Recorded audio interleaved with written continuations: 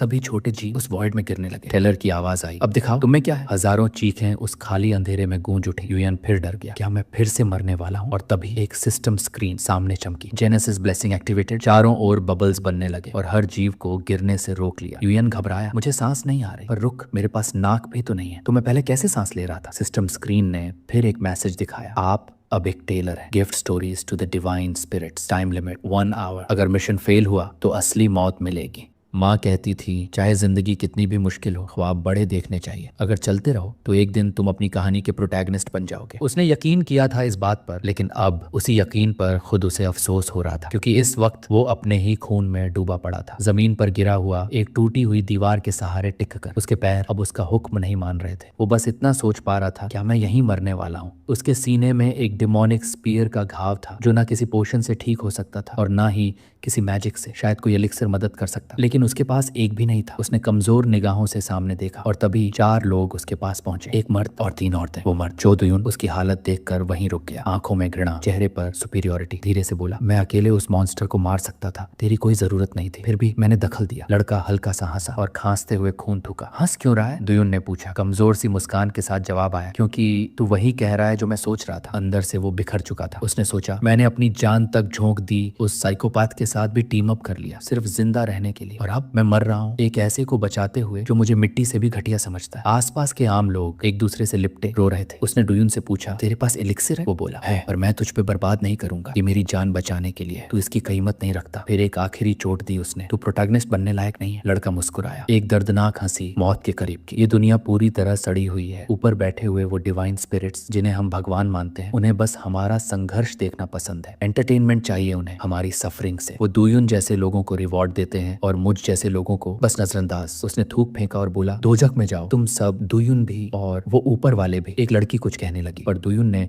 हाथ उठाकर उसे रोक दिया। एक बात बता, उसने पूछा, तूने ऐसा क्यों किया? तुझे बस इंटेल देना था, कोने में बैठकर सब देखना था, फिर लड़ा क्यों? लड़के की आंखें बुझी हुई थी, क्योंकि अब और छिपकर जीने की हिम्मत नहीं बची थी। मैं थक चुका था जिंदगी से। दुयुन फिर बोला, क्या तूने ये सब बस कुछ सिविलियंस को बचाने के लिए किया? शायद वो कुछ और कहता, पर तभी आसमान से एक रोशनी फूटी। सबने ऊपर देखा, एक टेलर इंसानों और डिवाइन स्पिरिट्स के बीच का दूत आसमान में उतर रहा था। यही वो नस्ल थी जिसने इंसानों को बेच डाला था। टेलर मुस्कुराया, सर्वाइवल टास्क अच्छा खेला तुम सबने, अगला चैलेंज तुम्हारा इंतजार कर रहा है। फाइनल फेज शुरू होने वाला है, तैयार रहो। पर लड़के की आंखें नफरत से जल रही थी। उन्हें कोई फर्क नहीं पड़ता हमारी तकलीफों से। उसने डुयुन से कहा, जा निकल जा यहाँ से, मुझे अकेला छोड़ दे। लाल बालों वाली लड़की चिढ़ गई, हमें मिनियन बोल रहा है ये। पर दूसरी लड़की ने उसे चुप करवा दिया। डुयुन पलटा, उसकी आंखें अब भी गुस्से से भरी थी। लड़के ने उसे एक नजर देखा, क्या तू अब वो एलिक्सिर देने वाला है? दया आ रही है? पर जवाब एक खामोश पीठ थी। वो चारों उसे वहीं छोड़कर चले गए और उसकी आखिरी सांसों में बस एक ही शब्द बचा था, गुड बाय। जहर जैसी तकलीफ ने फिर से उसके सीने को चीर दिया और एक बार फिर उसने खून उगला। उसके आखिरी ख्याल में बस एक बात थी, मैं हार गया। इस दुनिया में भी और अपनी कहानी में भी मैं कभी भी अपनी जिंदगी का प्रोटैगनिस्ट बन ही नहीं पाया। वो पूरी तरह यकीन कर चुका था कि यही उसका अंत है। पर तभी एक नीली रोशनी उसकी ओर बढ़ी और उसने धीमे से अपनी आंखें खोली। ये क्या है? उसकी सांसें धीमी थी, शरीर टूटा हुआ, पर एक सवाल उसके मन में उठ रहा था, मैं जी भी क्यों रहा हूँ? कम से कम अगर मरने के बाद कोई जन्नत होती तो शायद ये सब सहने का कुछ तो मतलब होता। अफसोस के साथ उसने खुद से कहा, काश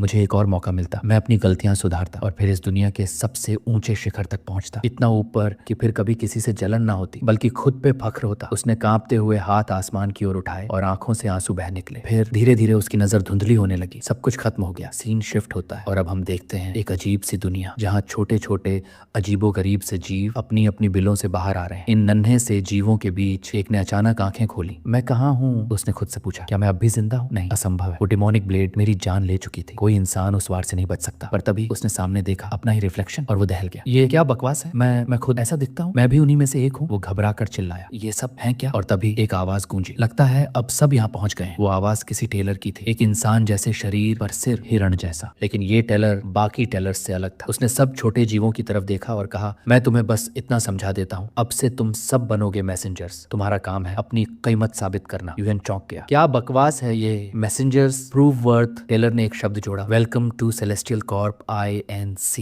यूएन पूरी बात को समझ भी नहीं पाया था कि तभी जमीन उसके पैरों के नीचे से खिसक गई। एक विशाल पोर्टल खुल गया, सभी छोटे जीव उस वॉइड में गिरने लगे। टेलर की आवाज आई, अब दिखाओ तुम्हें क्या है। हजारों चीखें उस खाली अंधेरे में गूंज उठी। यूएन फिर डर गया, क्या मैं फिर से मरने वाला हूँ। और तभी एक सिस्टम स्क्रीन सामने चमकी। Genesis blessing activated. चारों ओर बबल्स बनने लगे और हर जीव को गिरने से रोक लिया। यूएन घबराया, मुझे सांस नहीं आ रही। पर रुक, मेरे पास नाक भी तो नहीं है, तो मैं पहले कैसे सांस ले रहा था? सिस्टम स्क्रीन ने फिर एक मैसेज दिखाया, आप अब एक टेलर है। Gift stories to the divine spirits, time limit 1 hour. अगर मिशन फेल हुआ तो असली मौत मिलेगी। यूएन का गुस्सा फूट पड़ा। ये क्या मजाक है? मरने के बाद भी हमें गुलाम बना रखा है। वो कुछ और चिल्लाता, और तभी उसकी नजर दूर कुछ चमकती चीज पर पड़ी। वो धरती थी, लेकिन धरती तो बरसों पहले नष्ट हो चुकी थी। फिर ये कैसे? तभी उसे समझ आया, मैं वाकई मर चुका हूँ, लेकिन अब मुझे फिर से जीने को मिला, एक स्टोरी टेलर बनकर, और शायद मैं पास्ट में हूँ। स्क्रीन पर टाइमर टिक कर रहा था। 57 मिनट बचे थे। यूएन ने सोचा, अगर ये धरती का पुराना दौर है तो यही वो एरा है जब कलेक्टर्स एक्टिव थे। गेट खुलते थे, मॉन्स्टर बाहर आते थे और कलेक्टर्स उन्हें हंट करते थे। मुझे कोई ऐसा कलेक्टर चुनना होगा जिसका टेलर से अब तक कॉन्ट्रैक्ट ना हुआ हो। मिशन आसान लग रहा था। उसने एक्सेप्ट मिशन का बटन दबाने की कोशिश की, पर उसकी बाहें बहुत छोटी थी। ओफ, ये क्या शरीर दिया है, ना उंगलियां ना रीच। वो बुरी तरह हिलता रहा बटन तक पहुंचने के लिए, पर तभी कुछ अजीब हुआ। उसका ध्यान भटक गया, क्योंकि कुछ ऐसा दिखा जिसने उसकी पूरी दुनिया ही बदल दी। सिस्टम स्क्रीन के उस पार डियर हेडेड टेलर आराम से अपनी जगह बैठा था। उसकी आंखें उन हजारों छोटे छोटे जीवों की तरफ घूर रही थी। उसे पहले से अंदाजा था ये बैच भी कुछ खास नहीं निकलेगा, क्योंकि ज्यादातर अब तक यही नहीं समझ पाए थे कि वो कहाँ है या किस खेल में फंस चुके हैं। लेकिन तभी उसकी आंखों में कुछ चमका। वो क्रीचर, वो जो कभी इंसान था, अब भी सिस्टम विंडो के पास झुका हुआ था। और फिर एक हल्की नीली चमक के साथ उसका आकार बदलने लगा। तंदुरुस्त कंधे, लंबे हाथ, इंसानी आंखें, और वो जो अभी कुछ मिनट पहले एक घबराया हुआ क्रीचर था, अब दोबारा इंसान बन चुका था। उसने खुद को छूकर देखा। ये हुआ कैसे? क्या सिर्फ इसीलिए क्योंकि मुझे उंगलियां चाहिए थी? थोड़ी देर वो सोच में डूब गया, लेकिन वक्त की सुई उसके लिए नहीं रुकी थी। उसने सिस्टम का बटन दबाया और अगले ही पल जैसे वक्त की परतें फट गईं, उसका शरीर हवा में घुलता गया। बाकी छोटे जीव जो अब तक कंफ्यूज थे, हक्का बक्का रह गए। उसने ये कैसे किया? और दूर बैठा टेलर जिसने उन्हें ये दुनिया दिखाई थी, वो भी चौंक उठा। ट्रांसफॉर्मेशन सिर्फ 3 मिनट में, ये तो नामुमकिन है। अब उस टेलर की आंखों में कुछ और था, इंटरेस्ट, जैसे धुंध हट रही हो। यूएन की आंखें खुली और वो खुद को एक नई जगह पर खड़ा पाया। साउथ कोरिया की कैपिटल, सड़कों पर दौड़ती गाड़ियां, साइड वॉक पर चहलकदमी करती भीड़, और उसकी नजर एक ऊंची इमारत पर जा टिकी। Collectors association. वो वही बिल्डिंग थी जो फ्यूचर में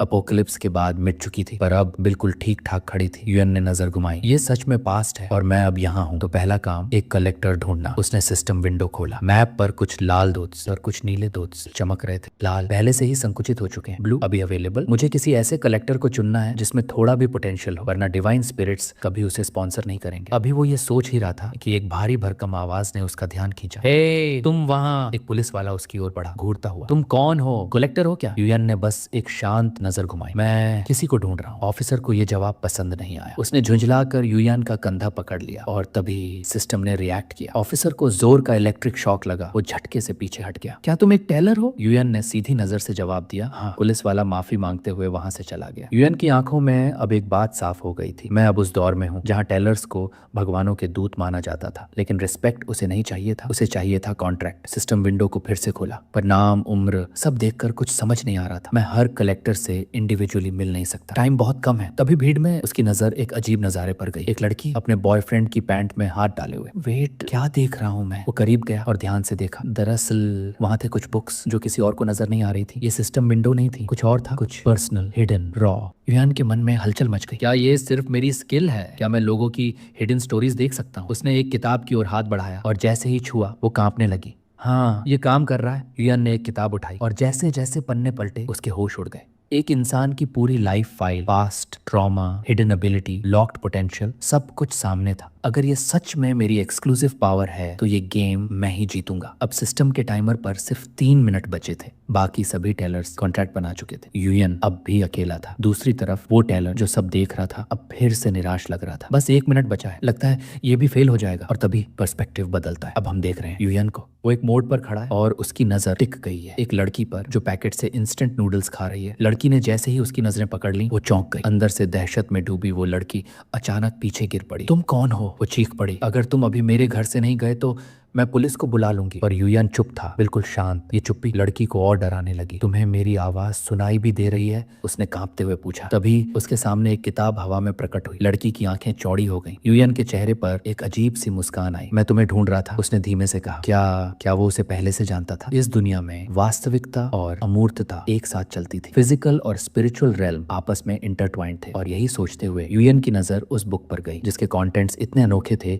कि किसी चीट कोड से कम नहीं लग रहे थे। बुक के पन्नों में लिखा था किम संगुक अवेकेंड 5 साल पहले विद वाटर कैनन स्किल। ये किताबें दूसरों की एबिलिटीज और उनका पास्ट दिखाती थी। युयान ऊपर देखा, क्या मेरे लिए भी कोई बुक होगी, पर ऐसी कोई किताब नजर नहीं आई। थोड़ा सा खालीपन महसूस हुआ, लेकिन क्यूरियोसिटी अभी खत्म नहीं हुई थी। युयान ने किसी और की किताब उठाई और तभी उसके मन में एक सोच आई, हर बुक का कलर अलग क्यों है, ब्रॉन्ज, सिल्वर, तो क्या कहीं गोल्ड बुक भी होगी। और फिर उसने महसूस किया, रंग जितना बेहतर उस इंसान की जिंदगी उतनी ही कीमती, लेकिन औरा उससे भी ज्यादा जरूरी था। औरा बताता था किसी इंसान के अंदर की कोर पोटेंशियल, उसकी ग्रोथ की सीमा, और अगर वो ये सब कॉन्ट्रैक्ट से पहले जान सकता था तो ये स्किल उसे सभी से मीलों आगे ले जाएगी। युएन ने सिस्टम से टेलीपोर्ट किया, अब मुझे सबसे हाई पोटेंशियल वाला इंसान ढूंढना है। उसके पास अब सिर्फ 10 मिनट बचे थे, लेकिन फ्रस्ट्रेशन बढ़ रही थी। अब तक कोई ऐसा इंसान नहीं मिला जिसमें वो चमक हो जो उसे चाहिए थी। वो जमीन पर बैठा पसीना पोंछते हुए, क्या मैं हार मान लूं या एक आखिरी बार कोशिश करूं? तभी एक औरत उसके पास से गुजरी। उसने पूछा, एक्सक्यूज मी, ये कौन सा साल चल रहा है? औरत ने बिना देखे जवाब दिया, साल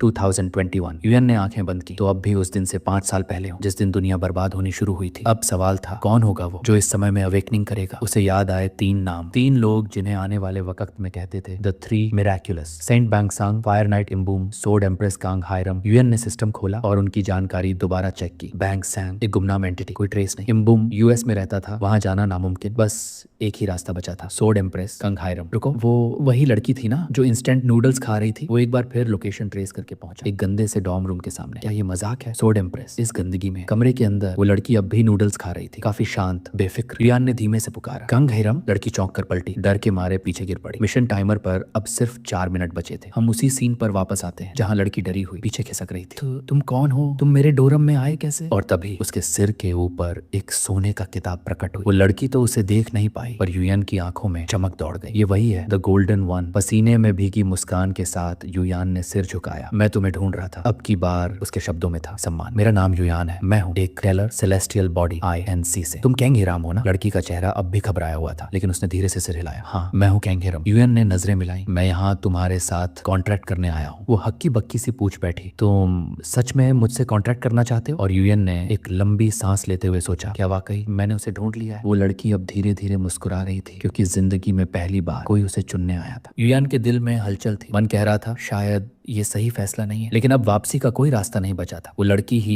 उसकी आखिरी उम्मीद थी। हाँ, तुम्हारे लिए ही मैं यहाँ आया हूँ। लड़की थोड़ी घबराई, लेकिन मेरी एबिलिटीज तो बहुत बेकार है। युएन ने पूछा, किसने कहा है तुमसे? लड़की ने सिर झुका लिया, सबने, हर कोई यही कहता रहा, इसलिए मैं खुद ही हार मान चुकी थी। कलेक्टर बनने का ख्वाब छोड़ दिया। उसी पल युएन को समझ में आ गया क्यों वो ऐसी जगह रहती है। इतनी गंदगी, इतनी तन्हाई, उसे खुद की काबिलियत का अंदाजा ही नहीं था। युएन धीरे से मुस्कुराया, तुम्हें नहीं पता तुम कौन हो, पर मैं जानता हूँ, और मैं तुम्हें वो दिखाऊंगा। लड़की की आंखों में हल्की चमक लौटी। तुम सीरियस हो ना? युएन थोड़ा झुककर एक तरह की प्लेफुल सीरियसनेस में उसके पास आया। मैं तुम्हारा सच जगाने आया हूँ, बस इस कॉन्ट्रैक्ट पर साइन करो। उसके हाथ में वो पेपर था, जैसे किसी किस्मत की मुहर, पर वक्त अब दुश्मन बन चुका था। 15 सेकंड। लड़की अब भी साइन नहीं कर रही थी। युएन के माथे पर चिंता की लकीरें उभरने लगी। पेन, मेरा पेन कहाँ है? उसने पूछा। युएन ने बिना एक पल गंवाए पेन उसकी तरफ बढ़ाया। 7 सेकंड्स, 5 सेकंड्स। लड़की ने पेन उठाया। 3 सेकंड। उसने साइन करना शुरू किया। युएन ने रुक कर सांस ली। करो जल्दी, वरना मैं तो गया। 2 सेकंड्स, 1 सेकंड। सिस्टम स्क्रीन चमका। मिशन पूरा हुआ। युएन की सांस एकदम धीमी हो गई, जैसे मौत उसकी गर्दन तक आकर लौट गई हो। Finally mission successful. मैं अब रिग्रेट के साथ नहीं जीऊंगा। वो मुस्कुराया और लड़की से कहा, मैं तुम्हारे साथ काम करने के लिए बहुत एक्साइटेड हूँ। लड़की की आंखों में एक ऐसी चमक थी जो आज से पहले किसी ने कभी नहीं देखी थी। प्लीज मेरा ख्याल रखना। युएन अब भी उस गोल्डन बुक को घूर रहा था। तुम्हारे बारे में मैंने पिछले जीवन में बहुत कुछ सुना था। लोग सोचते थे तुम किसी अमीर घराने से हो, पर असलियत कुछ और थी। उसने किताब खोली और जो उसने देखा वो उसके होश उड़ा गया। गोल्डन बुक के अंदर पूरे 3 मेन कैरेक्टर स्पेशलाइजेशन, और उनमें से सिर्फ एक जाग चुकी थी, बाकी 2 अब भी बंद थी। पर सिर्फ एक टैलेंट में ही उसका लेवल अपसर्ड था। तो सोचो अगर तीनों एक साथ जागते। युएन की आंखों में डिसबिलीफ था। उसने लड़की से पूछा, तुम्हें वाकई नहीं पता तुम्हारे अंदर क्या छुपा है? लड़की ने शर्माते हुए कहा, मुझे तो यही लगता है कि मेरी एबिलिटीज बहुत कमजोर है। ट्रेनिंग के दौरान मुझसे कहा गया था कि कभी अपने टैलेंट्स किसी को मत बताना। युएन ने मुस्कुरा कर कहा, अब हमारा कॉन्ट्रैक्ट है, तुम मुझे बता सकती हो। लड़की हंसी और बोली, टैलेंट का नाम है गोरियो एरा सोड मास्टर। फनी लगता है ना? युएन का चेहरा सख्त हो गया। तुम्हारा ये एटीट्यूड, क्या तुमने कभी किसी को ये बताया है? नहीं, किसी ने पूछा ही नहीं कभी। युएन के मन में बस एक ही बात थी, इग्नोरेंस सच में एक डरावनी चीज है। लड़की अब थोड़ा संदेह में आ गई। तुम कॉन्ट्रैक्ट कैंसिल तो नहीं करने वाले ना? युएन तुरंत बोला, नहीं, बिल्कुल नहीं। मैं डिसअपॉइंटेड नहीं हूँ, बल्कि इंस्पायर्ड हूँ। सिस्टम स्क्रीन फिर से चमका। You have been officially hired by celestial corp, attend the opening ceremony. Yuan ने लड़की से कहा, मुझे थोड़ी देर के लिए बाहर जाना होगा। कितनी देर? पता नहीं, लेकिन शॉर्ट नहीं होगी। उसने लड़की से पूछा, तुम्हारा वेपन क्या है? शील्ड। क्यों? कॉम्बैट स्किल्स नहीं है, पर मेरी बॉडी स्ट्रांग है, तो सोचा फ्रंट लाइंस में काम आऊंगी। ट्रेनिंग में तो इंस्ट्रक्टर्स ने भी स्पीयर दिया था। युएन ने फ्रस्ट्रेशन दबाते हुए उसके हाथ में रखा शील्ड वापस ले लिया। अब सुनो, उसने उसकी आंखों में देखा। शील्ड हटाओ, सोड उठाओ और जितना हो सके ट्रेन करो। लड़की ने पूछा, बस इतना ही करना है? यूएन ने गंभीरता से कहा, हाँ, क्योंकि सिर्फ तभी तुम्हें खुद की ताकत का अंदाजा होगा। सिस्टम विंडो खुला। यूएन ने ओपनिंग सेरेमोनी एक्सेप्ट किया। बस तुम वो करो जो मैंने कहा है। यूएन, रुको एक मिनट। पर जब तक हायरम की आवाज गूंजी, यूएन जा चुका था। वो उसे पीछे छोड़ चुका था, उसी कमरे में, उसी खामोशी में। अब हायरम अकेली थी। शील्ड को हटाकर उसने पहली बार सोड को हाथ में लिया और उस सुनसान कंस्ट्रक्शन साइट में वो खड़ी थी, एक नए रास्ते की शुरुआत के लिए। पर अंदर से वो अब भी उलझी थी। क्या सच में सिर्फ तलवार घुमाकर मैं सीख सकती हूँ? उसने नजरें नीचे की। मैंने तो कभी तलवार भी नहीं चलाई। और फिर उसने हिचकिचाते हुए कुछ रैंडम मूवमेंट्स करने शुरू किए। धीरे धीरे कुछ महसूस होने लगा। पहले ऑकवर्ड, फिर स्मूथ, फिर प्रिसाइज। उसके हाथों की हर मोशन अब पहले से ग्रेसफुल लग रही थी। उसे खुद समझ नहीं आ रहा था, पर उसके अंदर कुछ जाग रहा था। इसी बीच दूसरी ओर यूएन अपनी नेक्स्ट मिशन से लौटा। मुझे नहीं लगा था इतना वक्त लग जाएगा। टेलीपोर्ट होते ही उसकी नजर सीधी गई उस कंस्ट्रक्शन साइट पर जहां वो लड़की अब भी अकेली थी। और जब यूएन ने उसकी ओर देखा तो उसकी आंखें हैरान थी। हायरम का स्टैंस अब मजबूत था। उसके सोर्ड स्विंग्स में कोई हेजिटेशन नहीं बची थी। उसे किसी ने कुछ नहीं सिखाया, फिर भी ये मूव्स इतने नेचुरल। यूएन मुस्कुराया। नहीं आश्चर्य, उसे फ्यूचर में स्वॉर्ड एम्प्रेस कहा गया। हायरम ने यूएन को देखते ही चौंकते हुए पूछा, तुम यहाँ कब से हो? यूएन ने सिस्टम स्क्रीन की ओर देखते हुए कहा, मैं बस तुम्हारी ट्रेनिंग इंटरप्ट नहीं करना चाहता था। हायरम हंसी। मैं तो अब तक सीरियस ट्रेनिंग शुरू भी नहीं की थी, यूएन ने बताया। अब उसकी जिंदगी का सबसे बड़ा मिशन शुरू हो गया था। मुझे कहानियां कलेक्ट करनी है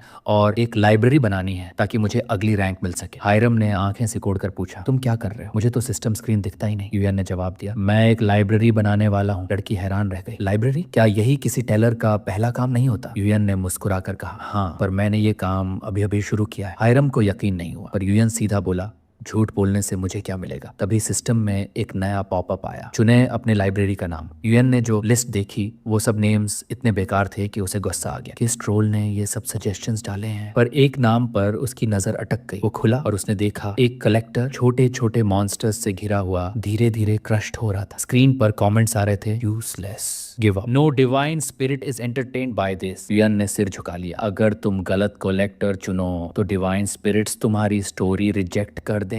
लाइब्रेरी का नाम फिलहाल छोड़कर यूएन ने अपनी खुद की लाइब्रेरी बनाना शुरू किया। उसने पूछा, हायरम तैयार हो? थोड़ी तलवार घुमाए? वो हड़बड़ाई। अभी कहाँ? यूएन ने उसे टेलीपोर्ट किया और अब दोनों एक नए स्थान पर थे। सामने था एक नीला स्वर्लिंग पोर्टल। हायरम ने पूछा, ये जगह कौन सी है? यूएन ने शांत स्वर में जवाब दिया, ये है थॉट वर्ल्ड का प्रवेश द्वार। एक ऐसी जगह जहाँ मिथ्स, लेजेंड्स और स्टोरीज जन्म लेते। वो पोर्टल की तरफ देखने लगा। टेलर्स की असली भूमिका यहीं शुरू होती है। हमें डिवाइन स्पिरिट्स को स्टोरीज सुनानी है और ये वही जगह है जहाँ वो स्टोरीज रियलिटी बनती हैं। फिर वो हायरम की ओर मुड़ा। एक सवाल है, तुम्हें पता है इन स्टोरीज के पीछे की असली अहमियत क्या है? हायरम ने झिझकते हुए कहा, मेन कैरेक्टर की स्टोरी। यूएन मुस्कुराया, कुछ वैसा ही, लेकिन हर स्टोरी का जॉनर अलग होता है और उनमें से एक जॉनर है जो बाकियों से हमेशा ऊपर होता है। हायरम ने धीरे से पूछा, कौन सा जॉनर? यूएन पोर्टल के सामने खड़ा हो गया। उसकी आंखों में चमक थी। Heroic tales. अब से तुम इन हीरोइक टेल्स की प्रोटैगोनिस्ट हो। हायरम अब भी यकीन नहीं कर पा रही थी, पर यूएन ने कहा, डोंट वरी, मैं तुम्हें वो बनाकर दिखाऊंगा जो तुम बनने के लिए पैदा हुई हो। कुछ देर बाद दोनों कोबाल्ट माउंटेन की चोटी पर खड़े थे। यूएन ने पूछा, तुम्हें इन कोबाल्ट मॉन्स्टर्स के बारे में कुछ पता है? हायरम ने धीरे से सिर हिलाया, थोड़ा बहुत। यूएन ने तुरंत सिस्टम विंडो खोला, अपनी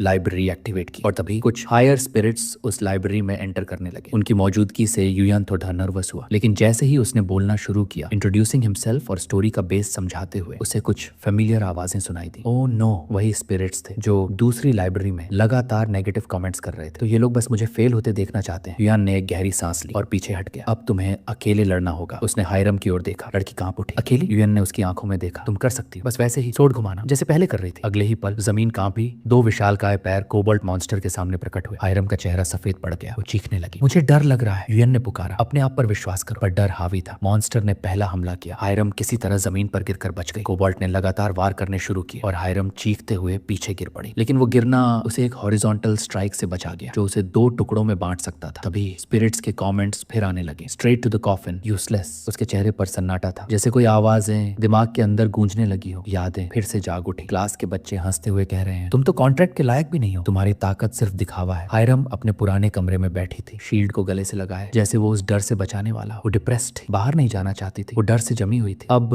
वापस प्रेजेंट में वो कोबाल्ट के सामने पड़ी थी, स्टिल फ्रोजन। मॉन्स्टर की तलवार उसके बाजू को छूती है, थोड़ा खून निकलता है, पर अब कुछ बदल चुका था। अगर अब भी भाग गई तो क्या फायदा जीने का? यूएन ने मुझे ढूंढा था, वो मुझ पर यकीन करता है। हायरम ने आंखें बंद की, फिर तलवार को कसकर थाम लिया। लिया। अब मैं वो डरपोक लड़की नहीं रहूंगी। यूएन की चीख, हायरम डॉज करो, मूव, पर वो अब भी स्टैटिक खड़ी थी। मॉन्स्टर वॉर करने ही वाला था, पर अगले पल उसने आंखें खोली और उनमें चमक थी, वो चमक जो सब कुछ बदल देती है। उसने तलवार ऊपर उठाई और कोबाल्ट के वार को पूरे जोर से रोका। तलवार 1 इंच भी नहीं हिली। यूएन की आंखें फटी की फटी रह गई। यही है सोर्ड एम्प्रेस कंग हायराम। अब उसकी आंखों में खून था, उसकी सांसें तेज, और उस वार में था गुस्सा, दर्द और पर्पस। स्वॉर्ड चली और एक ही वार में मॉन्स्टर धराशायी। डिवाइन स्पिरिट्स चुप हो गए। सन्नाटा, डिसबिलीफ और फिर वाहवाही। यूएन स्टन्ड था। उसने जो देखा वो कल्पना से बाहर था। हायरम घुटनों पर बैठी थी, सांसें थमी हुई, पर चेहरे पर संकल्प, अब मैं कभी नहीं भागूंगी, कभी नहीं डरूंगी। यूएन ने धीरे से मुस्कुराया। अब आई असली कांग हायरम। मॉन्स्टर के शरीर से एक पीली रोशनी निकली, वो सीधे जाकर उसके चेस्ट प्लेट में समा गई। सिस्टम स्क्रीन चमका। You have earned 7 points. Hiram ने हैरानी से देखा। मैंने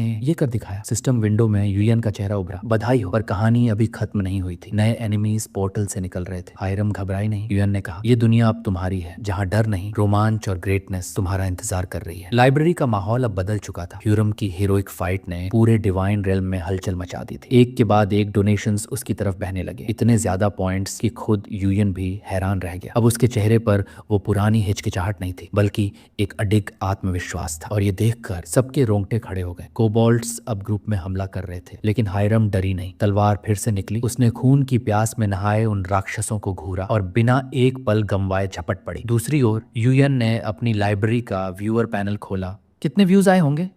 5। उसने देखा 15 से ज्यादा। व्हाट? पर असली सरप्राइज अभी बाकी था।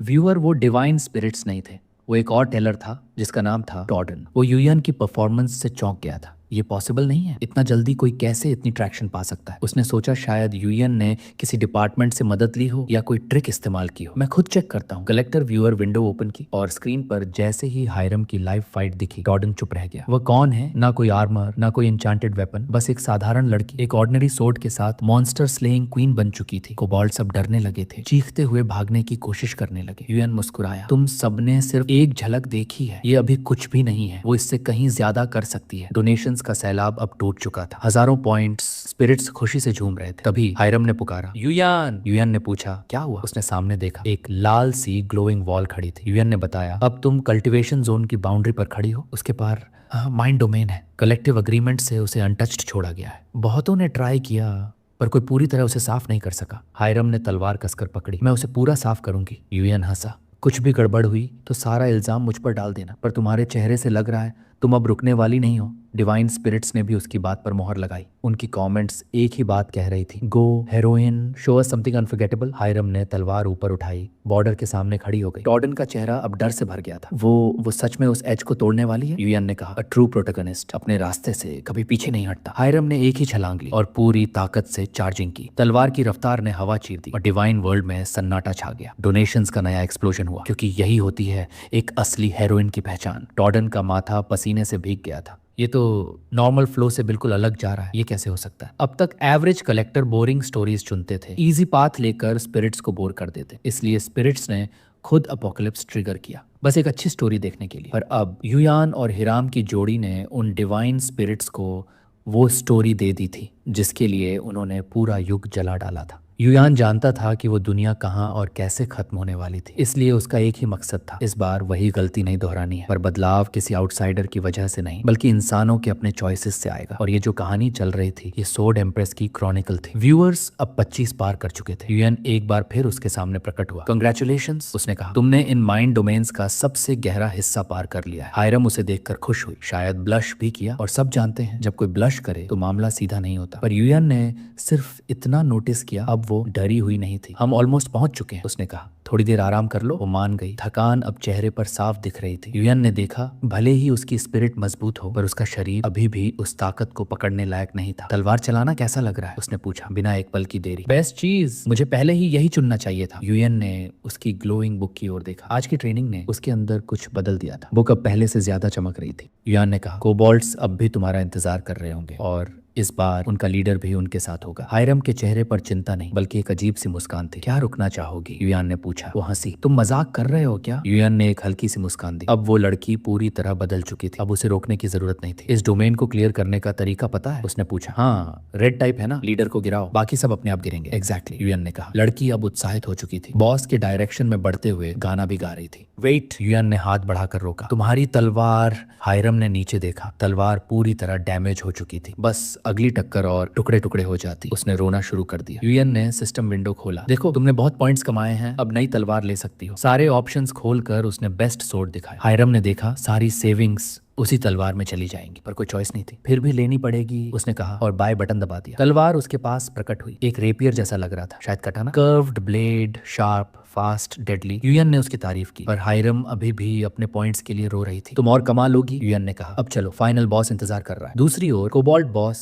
एक ऊंची चट्टान पर खड़ा था। उसके सोल्जर्स नीचे खड़े, चौकन्ने। फिर हायरम आई, बिना रुके बोली, तुम लोगों की वजह से मेरी पहली तलवार टूट गई, अब भुगतो। कोबाल्ट्स के होश उड़ गए। इतनी खौफनाक प्रेजेंस उन्होंने कभी महसूस नहीं की थी। वो लड़की अब मॉन्स्टर से कम नहीं लग रही थी। एक तेज ग्राउंड स्ट्राइक एक्सप्लोजन ने पूरे बैटलफील्ड को हिला दिया। अब सब मरो, हायरम चिल्लाई। मेरे सारे पॉइंट्स बर्बाद हो गए तुम सब पर। डिसमेंबरिंग शुरू हुआ। मॉन्स्टर एक एक कर गिरने लगे। उसकी आंखों में हेट्रेड थी, सिर्फ लॉस की नहीं बल्कि खुद को कभी कमजोर मानने की भी। बॉस हिल गया था। वो चीखा, गुहार लगाने लगा, लेकिन अब बहुत देर हो चुकी थी। हायरम ने एक छलांग लगाई और एक ही वार में उसका सिर धड़ से अलग कर दिया। Domain cleared. Blood soaked soil पर खड़ी सोर्ड एम्प्रेस कैंग हायरम अब उस कहानी की रानी थी जिसे डिवाइन स्पिरिट्स अनदेखा नहीं कर सकते थे। कुछ वक्त बाद एक शांत कफे का कोना। हायरम अपने सामने रखे केक की ओर देख रही थी, जैसे कोई चमत्कार हो। इतना टेस्टी, ये असली है भी? उसकी आंखें चमक रही थी। युयान अब मुस्कुराया। इतना एग्जैजरेट मत करो। और फिर सोचता है, चीप रामेन में जिंदगी गुजारी है तो ये हेवनली लगेगा ही, अगर आज जितने पॉइंट्स रोज कमा पाओ। युयान ने कहा, तो ये केक तो डेली ट्रीट हो सकता है, बस मोटी मत हो जाना। हायरम ने उसे घूरा और फिर दोनों हंस पड़े।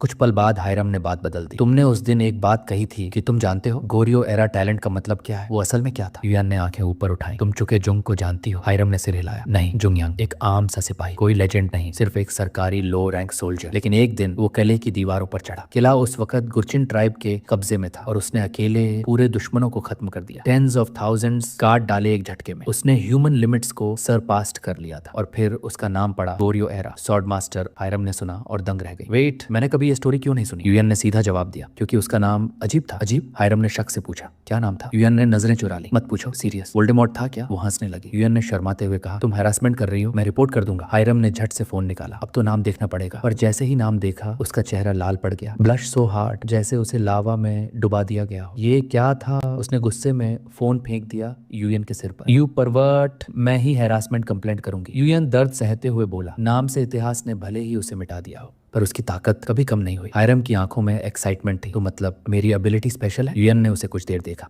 कब बनेगी ये लड़की वो रियल सोर्ड एम्प्रेस जो पास्ट लाइफ में थी? उसका हाथ पकड़ा। चलो, टाइम वेस्ट नहीं कर सकते। वेट, मेरा केक तो रह गया। युयान ने पलट कर कहा, परफेक्ट टाइमिंग है, डिवाइन स्पिरिट्स तुम्हें देखने आ रहे हैं। इंस्ट्रक्शंस याद हैं? उसने पूछा। हाँ हाँ, ना हंसना बेवकूफों जैसा, ना बिहेव करना ऐसे जैसे डिवाइन स्पिरिट्स तुम्हारे कॉलेज के सीनियर्स हैं। युयान ने मुस्कुराकर सिर हिलाया। चलो चलते हैं। रूम में स्पिरिट्स आ चुके थे, पहली स्टोरी से भी ज्यादा संख्या में। उनकी निगाहें हायरम पर टिकी थी, पर expression confused, shocked, amazed. Yuan ने नोटिस किया, ओह पहली बार कैंग हायरम प्रॉपर्ली ड्रेस्ड है और वो स्टनिंग लग रही थी, इतनी ज्यादा कि स्पिरिट्स की ब्रेथ रुक गई। युयान मन ही मन सोच रहा था, अगर पोल कराया जाए कैरेक्टर में सबसे इंपॉर्टेंट क्वालिटी क्या है? ज्यादातर लोग कहेंगे स्ट्रेंथ, लेकिन अगर पूछा जाए दूसरी सबसे जरूरी क्वालिटी, तो जवाब अलग अलग होंगे। पर युयान के लिए लुक्स मैटर, क्योंकि खूबसूरती अटेंशन खींचती है। और यही रीजन था कि कैंग हायरम पर डिवाइन स्पिरिट्स की नजरें टिक गई थी। अब हायरम को युयान कुछ देता है, एक पार्चमेंट जैसा ग्लोविंग स्क्रोल। ये तुम्हारी अगली स्टोरी है, वो कहता है। पहली बार देख रही हो ना? हाँ, हायरम ने धीमे से कहा। भले ही उसमें अब्सर्ड लेवल की टैलेंट थी, पर उसे अब भी सीखना था कि मिशंस के लिए कैसे प्रॉपरली प्रिपेयर किया जाता है। स्क्रोल अब्सॉर्ब करते वक्त युयान पूछता है, कैसा लग रहा है? हायरम ने आंखें खोली, जैसे कोई फ्रेश एनर्जी मिल गई हो। परफेक्ट, युयान बोला। ज्यादातर कलेक्टर्स तो ये स्क्रोल पढ़ के बीमार फील करते हैं। हायरम कुछ और पूछने वाली थी कि युयान ने हाथ उठाकर कहा, टाइम टू परफॉर्म। चलो, न्यू डोमेन मेज जैसा कॉम्प्लेक्स स्ट्रक्चर, हर दीवार एक जैसी, हर टर्न एक नया ट्रैप। ये जगह है क्या? हायरम ने पूछा। यूएन बोला, ये है लेबिरिंथ ऑफ क्री। अब तक कोई भी इसे पूरी तरह क्लियर नहीं कर पाया था। क्यों? उसने पूछा। क्योंकि किसी को आज तक पता ही नहीं चला कि कंप्लीशन कंडीशन है क्या। मेज के अंदर बॉडीज पड़ी थी, कुछ कंकाल, कुछ फ्रेश कॉर्प्सेस, जैसे अभी अभी मरे हों। हायरम कांप गई। यूएन ने धीमे से कहा, स्टे क्वाइट। ये लोग हाल ही में अंदर आए थे और अभी तक बाहर नहीं लौटे। इतने में सिस्टम मैसेज पॉप हुआ। 100 से ज्यादा व्यूअर आपकी कहानी देख रहे हैं। टेलर्स भी स्टोरी व्यू कर रहे थे, कुछ सीखने के लिए, कुछ चोरी करने के लिए। पर यूएन को फर्क नहीं पड़ा। उसका गोल था लॉयल ऑडियंस बनाना। यूएन ने उसे एक स्पूल ऑफ स्ट्रिंग दिया। ये क्यों? उसने पूछा। थीसियस ने भी इसी तरह अपने रास्ते को मार्क किया था, तुम भी वही करो, पीछे मुड़कर मत देखो। ये कहकर यूएन वैनिश्ड हो गया। अब कांग हायरम थी अकेली। सिस्टम पॉपअप हुआ। Objective, move forward without looking back. Mission accepted. Hiram ने स्ट्रिंग खोलना शुरू किया, ध्यान से ट्रेल बनाते हुए मेज में बढ़ रही थी। हर टर्न पर लाशें, हर साइलेंस में डर, पर उसके एक्सप्रेशन में पैनिक नहीं था। फाइनली एक ग्लोइंग पोर्टल दिखाई दिया। यूएन चिल्लाया, वेट! लेकिन बहुत देर हो चुकी थी। एक विशाल मिनोटॉर पोर्टल से निकल चुका था, कम से कम 5 मीटर ऊंचा, और उसका शरीर प्योर टेरर। मॉन्स्टर की भारी दहाड़ गूंजी। उसका पंजा हवा में उठा, हायरम की ओर। धूल ने पूरा व्यू ब्लॉक कर दिया था। यूएन सिस्टम स्क्रीन में घूरता रह गया। क्या हायरम क्रश हो गई? लेकिन तभी मिनोटॉर की चेस्ट से खून फूटा। हायरम उसके पीछे खड़ी थी, सोड अटैक पोज में। उसके होठों पर एक लाइन थी, आज डिनर में cow head soup, divine spirits confused. Cow head soup क्या होता है? यूएन ने माथा पकड़ लिया गंभीरता से। ये कौन से डायलॉग्स हैं? केयरफुल हायरम, यूएन चिल्लाया। मिनोटॉर कोबाल्ट से कहीं ज्यादा टफ है, मारो और भागो। पर हायरम बस फ्रंट से क्लैश कर रही थी। No retreat, no fear. Monster बुरी तरह ब्लीडिंग कर रहा था और हायरम अब भी अनस्टॉपेबल लग रही थी। मिनोटॉर अब घुटनों पर आ चुका था। हायरम ने जमीन पर लैंडिंग ली, ठीक उसके सामने। यूएन सिस्टम स्क्रीन में सांस रोक कर देख रहा था। उस लड़की की तलवार अब सिर्फ तलवार नहीं रही, एक चमकदार हरा उजाला उसके ब्लेड से फूट पड़ा। कंग हायरम ने ऑरा सोर्ड को एक्टिवेट कर लिया था। ये स्किल सिर्फ एलीट्स को आता है, ऐसा हुनर जो किसी वेपन में की भर देता है ताकि वो मैक्सिमम ताकत के साथ वार करे। और सबसे हैरान करने वाली बात, हायरम ने इसे किसी से सीखा नहीं था, उसने खुद इसे डेवलप किया था अकेले। यूएन की आंखों में चमक थी। ये लड़की कोई आम लड़की नहीं है। हायरम ने अपने पैरों की पोजीशन ठीक की, कमर झुकाई, तलवार को सिर के ऊपर उठाया और एक तेज चीख के साथ दौड़ पड़ी। मिनोटॉर भी चीखा, पर उसकी चीख में गुस्सा था, हायरम की चीख में आत्मविश्वास। एक सीधा वर्टिकल स्लैश, सिर्फ एक वार, और मॉन्स्टर बीच से 2 टुकड़ों में कट गया। सैकड़ों किलो का शरीर हवा में उछलकर 5 मीटर दूर एक गहरे क्रेटर में गिरा। उसके चारों तरफ सिर्फ खामोशी थी। हायरम एक हाथ में सोड पकड़े खड़ी थी, पसीना पोंछते हुए, शांत चेहरा, पर आंखों में आग अभी भी जल रही थी। स्क्रीन पर डोनेशन की बारिश होने लगी। अननोन मिस्टीरियस व्यूअर बार बार सेंड कर रहा था। यूएन तो बस खड़ा था, मुझे कुछ करने की भी जरूरत नहीं पड़ी। सब्सक्राइबर्स डबल हो चुके थे, स्टोरीज की पॉपुलैरिटी तेजी से बढ़ रही थी, पर हायरम का चेहरा थोड़ा अजीब सा था। यूएन, उसने कहा, कुछ गड़बड़ है। क्या हुआ? मॉन्स्टर मर चुका है, पर डोमेन अभी भी क्लियर नहीं हुआ। डिवाइन स्पिरिट्स भी कंफ्यूजन में थे। यूएन ने टेलीपोर्ट करके उसके पास आकर कहा, हाँ, डोमेन अभी भी खत्म नहीं हुआ है। हायरम चौंकी। क्या? यूएन ने स्पिरिट्स की तरफ देखा और कहा, इसीलिए ये लैबिरिंथ कभी क्लियर नहीं हुआ, क्योंकि लोग ये सोचते हैं कि बॉस को मारना ही फाइनल स्टेप है, पर असल में असली रूल कुछ और है। यहाँ तक कि मेरे पास्ट लाइफ में भी कई लोगों ने इस मिनोटॉर को मारा था, पर डोमेन कभी कंप्लीट नहीं हुआ। सिर्फ एक डिगर था जिसने इसे समझा, और वही तरीका हमें भी अपनाना होगा। तो वो तरीका क्या है? हायरम ने पूछा। यूएन ने ऊपर की ओर इशारा किया। एक्सिट वहां है। हायरम ने सीलिंग की तरफ देखा। तुम मजाक कर रहे हो? यूएन मुस्कुराया। डेडलस की कहानी पता है? हाँ, ब्रिलियंट इन्वेंटर था, उसने ही लैब्रिंथ बनाया था, पर थीसियस ने उससे सीखकर थ्रेड का इस्तेमाल किया और भाग गया। बिल्कुल, और बदले में राजा मिनोस ने डेडलस और उसके बेटे को भी वहां बंद कर दिया, पर उन्होंने एस्केप किया आइकरस के पंखों के साथ। यूएन ने एक फेदर उसकी तरफ फेंका। समझी इशारा? हायरम की आंखें चमक उठी। फेदर्स! मेज में चारों ओर फैले हुए पंखों को वो तेजी से कलेक्ट करने लगी। कुछ ही देर में वो लौट आई, हाथ में ढेर सारे फेदर्स लेकर। यूएन भी उत्साहित हो गया। जैसे ही उसने फेदर्स जमीन पर फेंके, एक चमत्कार हुआ। उसके पीछे से 2 पंख निकल आए, आइकरस विंग्स। एक दिन में सिर्फ एक बार उड़ने की ताकत, एक्सट्रीमली रेयर आर्टिफैक्ट। हायरम चुपचाप खड़ी थी, आश्चर्य में डूबी हुई। यूएन ने उसे वापस रियलिटी में खींचा। चलो निकलो यहाँ से। इससे पहले कि कुछ और हो, उड़ते हुए हायरम ने नीचे झांका। लकी थी मैं, डिवाइन स्पिरिट्स उसे बधाई दे रहे थे। वापस घर पर हायरम अब पूरी तरह कॉन्फिडेंट थी। यूएन, अब मैं कैसी लग रही हूँ? यूएन ने तारीफ की, पर हायरम को और चाहिए था। मैं सुंदर भी लग रही हूँ ना? यूएन ने आंखें घुमाई। शट अप, एडमिट करो, डिवाइन स्पिरिट्स भी मेरी ब्यूटी से बच नहीं पाए। यूएन पसीना पसीना हो गया। अगर तू नहीं रुकी, मैं सिर पर फोन मार दूंगा। तुम तो बहुत मीन हो। हायरम की आंखों में आंसू थे, नकली वाले। Enough drama. एसोसिएशन गई हो? नहीं, अभी तक नहीं। क्यों पूछ रहे हो? यूएन ने एकदम सीधी बात कही। अब क्लास अपग्रेड करने का वक्त आ गया है। अगर तुझे ज्यादा कमाना है तो ऊपर बढ़ना ही पड़ेगा। इतना सुनते ही हायरम की आंखों में एक्साइटमेंट झलक उठी। यस, मैं अभी जाती हूँ। और बिना कुछ सोचे सीधा खिड़की से उड़ गई। यूएन चिल्लाया, अरे पागल, एक दिन में सिर्फ एक बार उड़ सकती हो और तू फ्लाइट वेस्ट कर रही है। जैसे ही दोनों एसोसिएशन पहुंचे, पूरा हॉल एक पल को चुप हो गया। लोगों ने मुड़कर देखा पर कोई उसे कलेक्टर समझ ही नहीं पा रहा था। उसकी चाल में एक अलग ही अथॉरिटी थी, कॉन्फिडेंस प्लस ऑरा, एकदम दबंग स्टाइल में। यूएन ने धीरे से कहा, विंग्स यहाँ यूज करने की सोचना भी मत। हायरम ने गिल्ट भरी निगाहों से कहा, मैंने ऐसा कुछ सोचा भी नहीं था। रिसेप्शन पर एक अटेंडेंट खड़ा हुआ, पर यूएन समझ गया कि लड़की की ऑरा से वो लड़खड़ा रहा था। मेंटल डोमेन क्लियर करने का रिवॉर्ड क्लेम करने आए हैं, यूएन ने सीधे कहा। पर हायरम का ध्यान कहीं और था। डिनर में क्या खाऊं आज, फ्राइड राइस या कोरियन बारबेक्यू? आसपास खड़े लोग फुसफुसाने लगे। मेंटल डोमेन किसी एक ने अकेले क्लियर किया? इम्पॉसिबल। कुछ गुस्से में थे, कह रहे थे डोमेन बंद हो गया और ये दोनों सेल्फिश लोग मजे लूट रहे हैं। अटेंडेंट ने पूछा, आप लोग अकेले थे वहां? यूएन ने सीधा जवाब दिया, हाँ सिर्फ वही थी। क्लास क्या है? क्लास 9, यूएन ने कहा। एकदम सन्नाटा छा गया। लोगों ने हंगामा मचाना शुरू कर दिया। झूठ बोल रहे हैं, क्लास 9 और डोमेन क्लियर। अटेंडेंट ने कहा, कृपया कुछ देर प्रतीक्षा करें। वेटिंग रूम में विस्पर्स अभी भी चल रही थी, पर हायराम बिल्कुल शांत बैठी थी। यूएन ने उसे देखा, पर जब देखा कि उसे कोई फर्क ही नहीं पड़ रहा तो वो भी रिलैक्स हो गया। तभी एक भारी भरकम आदमी, लगभग 7 फीट लंबा, 200 किलो की मांसपेशियां, एसोसिएशन का लोकल बुली, उसने आते ही चिल्लाया, स्कैमर, लायर, ये सब फर्जी है। हायरम के पास झुककर उसकी आंखों में देखा और बोला, तू डोमेन क्लियर करेगी? Don't make me laugh. पर Hiram, no reaction, no expression, सिर्फ उसे देख रही थी जैसे वो हवा में कोई धूल हो। मसल मैन गुस्से से लाल हो गया। क्लास 9 होकर मुझे इग्नोर कर रही है। प्रोवोकेशन पर भी वो चुप रही, बस उसकी आंखों में देखकर हर इंसल्ट को अब्सॉर्ब कर लिया। वो चीख पड़ा, जवाब दो, सुन रहे हो ना? यूएन ने कहा, वो बात नहीं करना चाहती। तू कौन है बे? मैनेजर? नहीं, मैं उसका कोलीग हूँ। अब उसका गुस्सा यूएन पर फूट पड़ा। तू बाहर जा। यूएन ने आराम से टांग पर टांग रख दी। और अगर मैं न जाऊं तो? और तभी वो आदमी हमला करता है, एक जोरदार घूंसा यूयान की ओर। पर जैसे ही उसका हाथ सामने आया, उसे किसी ने पकड़ लिया। हायरम, उसने उसका हाथ कसकर जकड़ लिया अपनी पतली परंतु ताकतवर उंगलियों से। छोड़ मेरा हाथ वरना बुरा होगा। बुरा? हाँ होगा, पर तेरे लिए। अगले ही पल पूरे हॉल में एक जोरदार धमाका गूंजा। हायरम ने उसे इतनी जोर से जमीन पर पटका कि पूरा फर्श छटक गया। वो आदमी बेहोश नहीं हुआ था, पर शॉक में था। उठने की ताकत नहीं बची थी उसमें, ना ही समझ कि अभी हुआ क्या। वो बस जमीन पर पड़ा, उसे घूर रहा था। मुझे एक लड़की ने इतनी आसानी से हरा दिया? उसकी आंखों में डिसबिलीफ था। वो उठा, दांत पीसते हुए फिर से चार्ज किया, पर इस बार हायरम ने अपनी पोजीशन से हिलना तक जरूरी नहीं समझा। एक हल्का सा घूमना और अगले ही पल उसने उसे जमीन पर घसीटकर एक परफेक्ट आर्म लॉक में जकड़ लिया। पूरे हॉल में सन्नाटा। क्लास 7 कलेक्टर एक क्लास 9 लड़की के हाथों दूसरी बार गिर चुका था, पर वो अभी भी हार मानने को तैयार नहीं था। जब तक मैं होश में हूँ मैं लड़ सकता हूँ, वो जोर से चिल्लाया। ऑरा रिलीज किया। पूरे हॉल में दबाव सा छा गया। यूयान सीरियसनेस से बोला,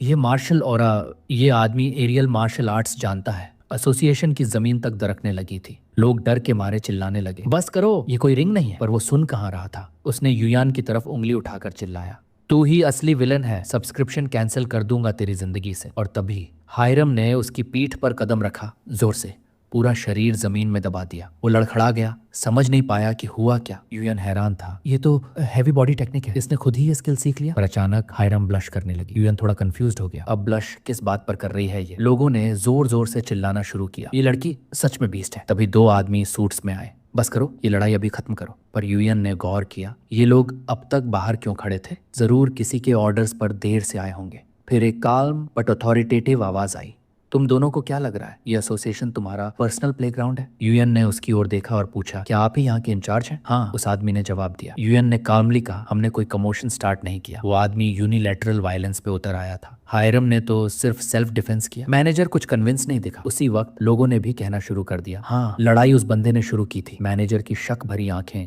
नरम हो गई। एक मुस्कान के साथ उसने माफी मांगी, मिसअंडरस्टैंडिंग थी, माफ करना। यूएन ने मेन टॉपिक उठाया, डोमेन क्लियरिंग रिवॉर्ड कहाँ है? जैसे ही उसे एहसास हुआ कि सिचुएशन अब उसके कंट्रोल से बाहर जा रही है, उसने ऑफिस का डोर खोला और उन्हें अंदर बुला लिया। हॉल में अब भी लोग उसकी स्ट्रेंथ की तारीफ कर रहे थे। यूएन अंदर जाते हुए सोच रहा था, पहली पब्लिक अपीयरेंस में हायरम ने जो इमेज बनाई है वो प्राइसलेस है। अब ऑफिस के अंदर एक बूढ़ा आदमी बैठा था सामने, उसकी आंखों में ईयर्स ऑफ एक्सपीरियंस की गहराई थी। मेरा नाम है चॉय जुंग मो, छोटा हूँ लेकिन इस पूरे एसोसिएशन का जिम्मेदार मैं ही हूँ। यूएन ने मुस्कुराते हुए अपना और हायरम का नाम बताया। ओल्ड मैन ने कहा, सुना है तुम दोनों ने 2 मेंटल डोमेन्स क्लियर किए हैं? पर यूएन ने तुरंत करेक्ट किया, नहीं, सिर्फ हायरम ने किया अकेले। उसके चेहरे पर डिसबिलीफ था। पर यूएन ने काल्मली कहा, सबको यही लगा था कि नामुमकिन है, पर उसने अपने दम पर साबित कर दिया। ओल्ड मैन ने सिर हिलाया, ठीक है, तो अब बताओ तुम एसोसिएशन से चाहते क्या हो? यूएन की आंखों में सीरियसनेस उतर आई। बस वो जो हमारा हक है, डोमेन क्लियर किया है, रिवॉर्ड मिलना चाहिए। ओल्ड मैन की मुस्कान हल्की सी टेढ़ी हो गई। रिवॉर्ड देना मेरी मर्जी पर निर्भर करता है। यूएन को समझ आ गया तो असली एजेंडा कुछ और है। उसने सीधा सवाल किया, तो साफ साफ बोलिए, रिवॉर्ड देने का कोई इरादा है भी या नहीं? ओल्ड मैन अब इवेसिव नहीं रह सका, उसका चेहरा उतर गया। धीरे धीरे उसने सच कबूला, सरकार और हम कलेक्टर्स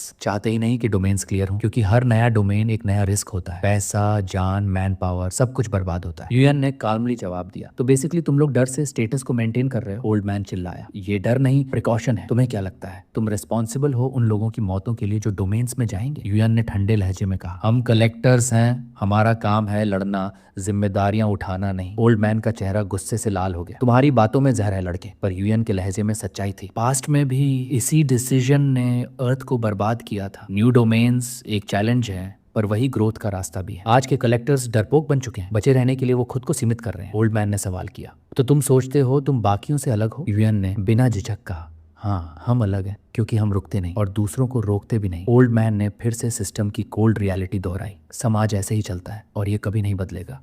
यूएन ने हल्की मुस्कान के साथ पूछा, क्या तुम्हें इस रास्ते के कॉन्सिक्वेंसेस से डर नहीं लगता? ओल्ड मैन हंसने लगा, तुम दोनों बस दो लोग हो, क्या कर लोगे? यूएन की मुस्कान अब ठंडी और खतरनाक थी, और तभी पूरे रूम में डिवाइन ऑरा फैल गया। ओल्ड मैन का चेहरा सफेद पड़ गया। सिस्टम विंडोज खुलने लगे, हर तरफ से डिवाइन स्पिरिट्स दिखाई देने लगे। एसोसिएशन के उस भारी भरकम ऑफिस में अब सिर्फ एक चीज गूंज रही थी, डिवाइन स्पिरिट्स की नाखुशी। सिस्टम विंडोज की कॉमेट ब्लू ग्लो हर तरफ छा चुकी थी। ओल्ड मैन अभी भी शॉक था, पर तभी यूएन ने अपना असली नाम रिवील किया, मैं हूं कंग यूएन, एक story teller, celestial body incorporated से। हाँ, ये कोई आम मैनेजर नहीं था। पूरी दुनिया इस वक्त उसे लाइव देख रही थी। ओल्ड मैन के दिमाग में जैसे झटका लगा। वो तो समझ रहा था कि कोई मामूली सा लड़का होगा, पर ये तो कहानी का मास्टरमाइंड निकला। हायरम शांत खड़ी थी, लेकिन उसकी आंखें कह रही थी, अब तुम फंसे हो। ओल्ड मैन अब पैनिक में था, सोच रहा था इसने ये सब पहले से प्लान किया था, पर असली सवाल ये नहीं था। सही सवाल था, मैं कब ट्रैप में फंसा? यूएन आराम से बैठा था, जैसे उसे पहले से सब पता। ओल्ड मैन के चेहरे से पसीना टपकने लगा। अगर एसोसिएशन की इमेज खराब हो गई तो पूरा सिस्टम शेक हो सकता है। ओल्ड मैन डेस्परेटली एक रास्ता ढूंढने की कोशिश कर रहा था, लेकिन उसे समझ आ चुका था, मैं तो पहले ही हार चुका हूँ। जब खड़ा होने की कोशिश की तो पैर कांपने लगे। वो लड़का सामने बैठा था और उसे चेकमेट कर चुका था, बिना एक भी चीख पुकार के। यूएन ने हल्की सी मुस्कान के साथ कहा, अच्छा लगा ये देखकर कि तुम्हारी इंस्टिंक्ट्स अभी भी जिंदा है। बस अब बताओ, डील तो तय हो गई? ओल्ड मैन ने धीरे से सिर हिलाया, हाँ, तुम्हें डोमेन क्लियर करने का रिवॉर्ड मिलेगा। यूएन की आंखों में सेटिस्फैक्शन था। Perfect outcome? यूएन ने अपने व्यूअर से पूछा, तो कैसा लगा ये प्ले? कुछ स्पिरिट्स चाहते थे कि पूरे सिस्टम को जला दिया जाए, पर ज्यादातर ने कहा, well played story teller. Donations की बारिश शुरू हो चुकी थी। हीरोइक स्टोरी नहीं थी, पर स्ट्रैटेजी एपिक थी। यूएन ने खड़े होकर कहा, उम्मीद है पेमेंट आज ही खाते में ट्रांसफर कर दोगे। ओल्ड मैन ने सिर हिलाकर भरोसा दिलाया, पर यूएन रुका नहीं। एक और बात थी। ओल्ड मैन चौंक गया। क्या? यूएन ने कामली पूछा, तुम्हारे डेटाबेस में चॉय दोयुन नाम का कोई कलेक्टर है? ओल्ड मैन ने माथा सिकोड़ते हुए कहा, नहीं, ऐसा कोई नाम नहीं सुना। यूएन ने थोड़ा मुस्कुराते हुए कहा, शायद वो कलेक्टर है, शायद नहीं। उम्र करीब 18 या 19 साल होगी। ओल्ड मैन ने पूछा, और कुछ खास पहचान? यूएन ने जवाब दिया, बस इतना जान लो, वो बहुत घमंडी है। ओल्ड मैन कंफ्यूज्ड रह गया, पर यूएन का टोन बता रहा था ये कोई रैंडम रिक्वेस्ट नहीं थी। मीटिंग खत्म हुई और जैसे ही बाहर निकले, हायरम ने पहली बार गहरी सांस ली। मुझे तो लगा मैं अभी वहीं मर जाऊंगी। यूएन ने उसकी तारीफ की, फिर भी पोस्चर नहीं बिगड़ा, इम्प्रेसिव। हायरम ने धीरे से जवाब दिया, मैं बस कोई गलती नहीं करना चाहती थी, लेकिन ये सब बहुत एग्जॉस्टिंग था। यूएन ने सीधा कहा, अब आदत डालनी पड़ेगी, ये सब तो अब हर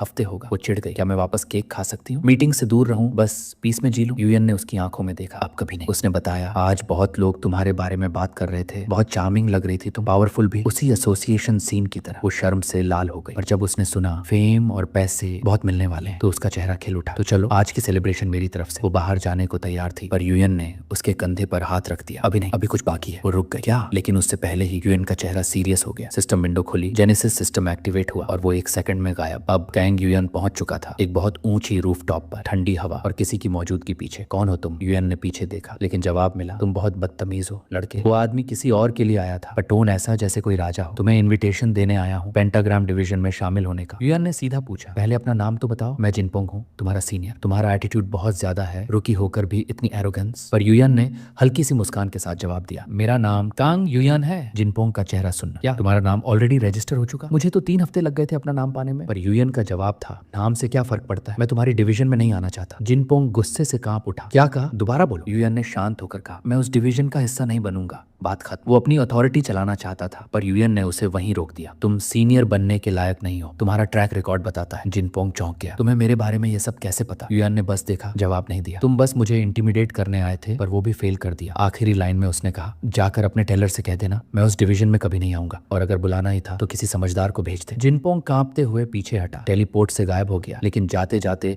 एक हल्की सी छिपी धमकी छोड़ गया। वापस ग्राउंड पर हायरम उसे देखकर बोली, वो क्या था, इतनी जल्दी लौटा? यूएन ने मुस्कुराकर कहा, कुछ अजीब लोग थे, लेकिन छोड़ो। अब उसने फाइनली वो बात की जो सच में जरूरी थी। चलो तुम्हारे लिए एक असली मैनेजर ढूंढते हैं। कुछ वक्त बाद कंग यूएन और हायरम एक बिल्डिंग के सामने खड़े थे। दैसिक मैनेजमेंट लिखा था बोर्ड पर यूएन जानता था ये सही जगह नहीं थी। वो एक तरफ मुड़ा और तब उसने देखा वो जगह। हायरम चौंकी। सीरियसली? वो जगह? बिल्डिंग टूटी फूटी थी, जैसे बरसों से किसी ने टच नहीं की। यूएन ने सिर्फ इतना कहा, हाँ यही है। वो दरवाजे पर गया। हेलो, कोई है? भीतर से आवाज आई, एक सेकंड, आ रही हूँ। दरवाजा खुला। सामने एक लड़की खड़ी थी। उसकी आंखों में क्यूरियोसिटी साफ झलक रही थी, पर यूएन उसे देखकर एकदम फ्रीज हो गया। यादें लौट आई, पुरानी डरावनी खूनी यादें। एक वीरान जगह एक आवाज बोल रही थी, उस लड़की से दूर रहो, उसने अपनी इंसानियत खो दी है। वो लड़की जो अब सामने खड़ी थी, उसे कोई गला दबाकर पकड़ रहा था। उसके मुंह से सूखा खून बह रहा था। मैं तुम्हें एक डील दे सकता हूँ। फिर अचानक, हेलो सुन रहे हो? यूएन की आंखें फड़की और वो वापस रियलिटी में आ गया। उसने हल्की मुस्कान के साथ कहा, सॉरी मैं बस सोच में पड़ गया था। वो लड़की चीरफुल थी। मैं हूँ बक्सुरन, बाकवा मैनेजमेंट की मैनेजर। तुम दोनों हमारी कंपनी ज्वाइन करना चाहते हो? यूएन ने सिर हिलाया, हाँ लेकिन सिर्फ हायरम। बक्सुरन ने हायरम को देखा। वाओ, बहुत कूल और खूबसूरत लग रही हो। पर यूएन ने धीरे से कहा, प्रिटेंड करना बंद करो, मुझे पता है तुम कैसी हो। और तभी उसका मास्क उतर गया। हाँ अच्छा हुआ, मैं तो सोच रही थी कोई सच में स्पेशल लड़की है, पर ये तो बस एक नॉर्मल सिली सी लड़की निकली। फिर वो यूएन की तरफ मुड़ी। तुम्हारा क्या, तुम क्या करते हो? यूएन बोला, गेस करो। वो सोचने लगी, कलेक्टर तो नहीं लगते, क्लैन का हिस्सा भी नहीं, शायद टेलर।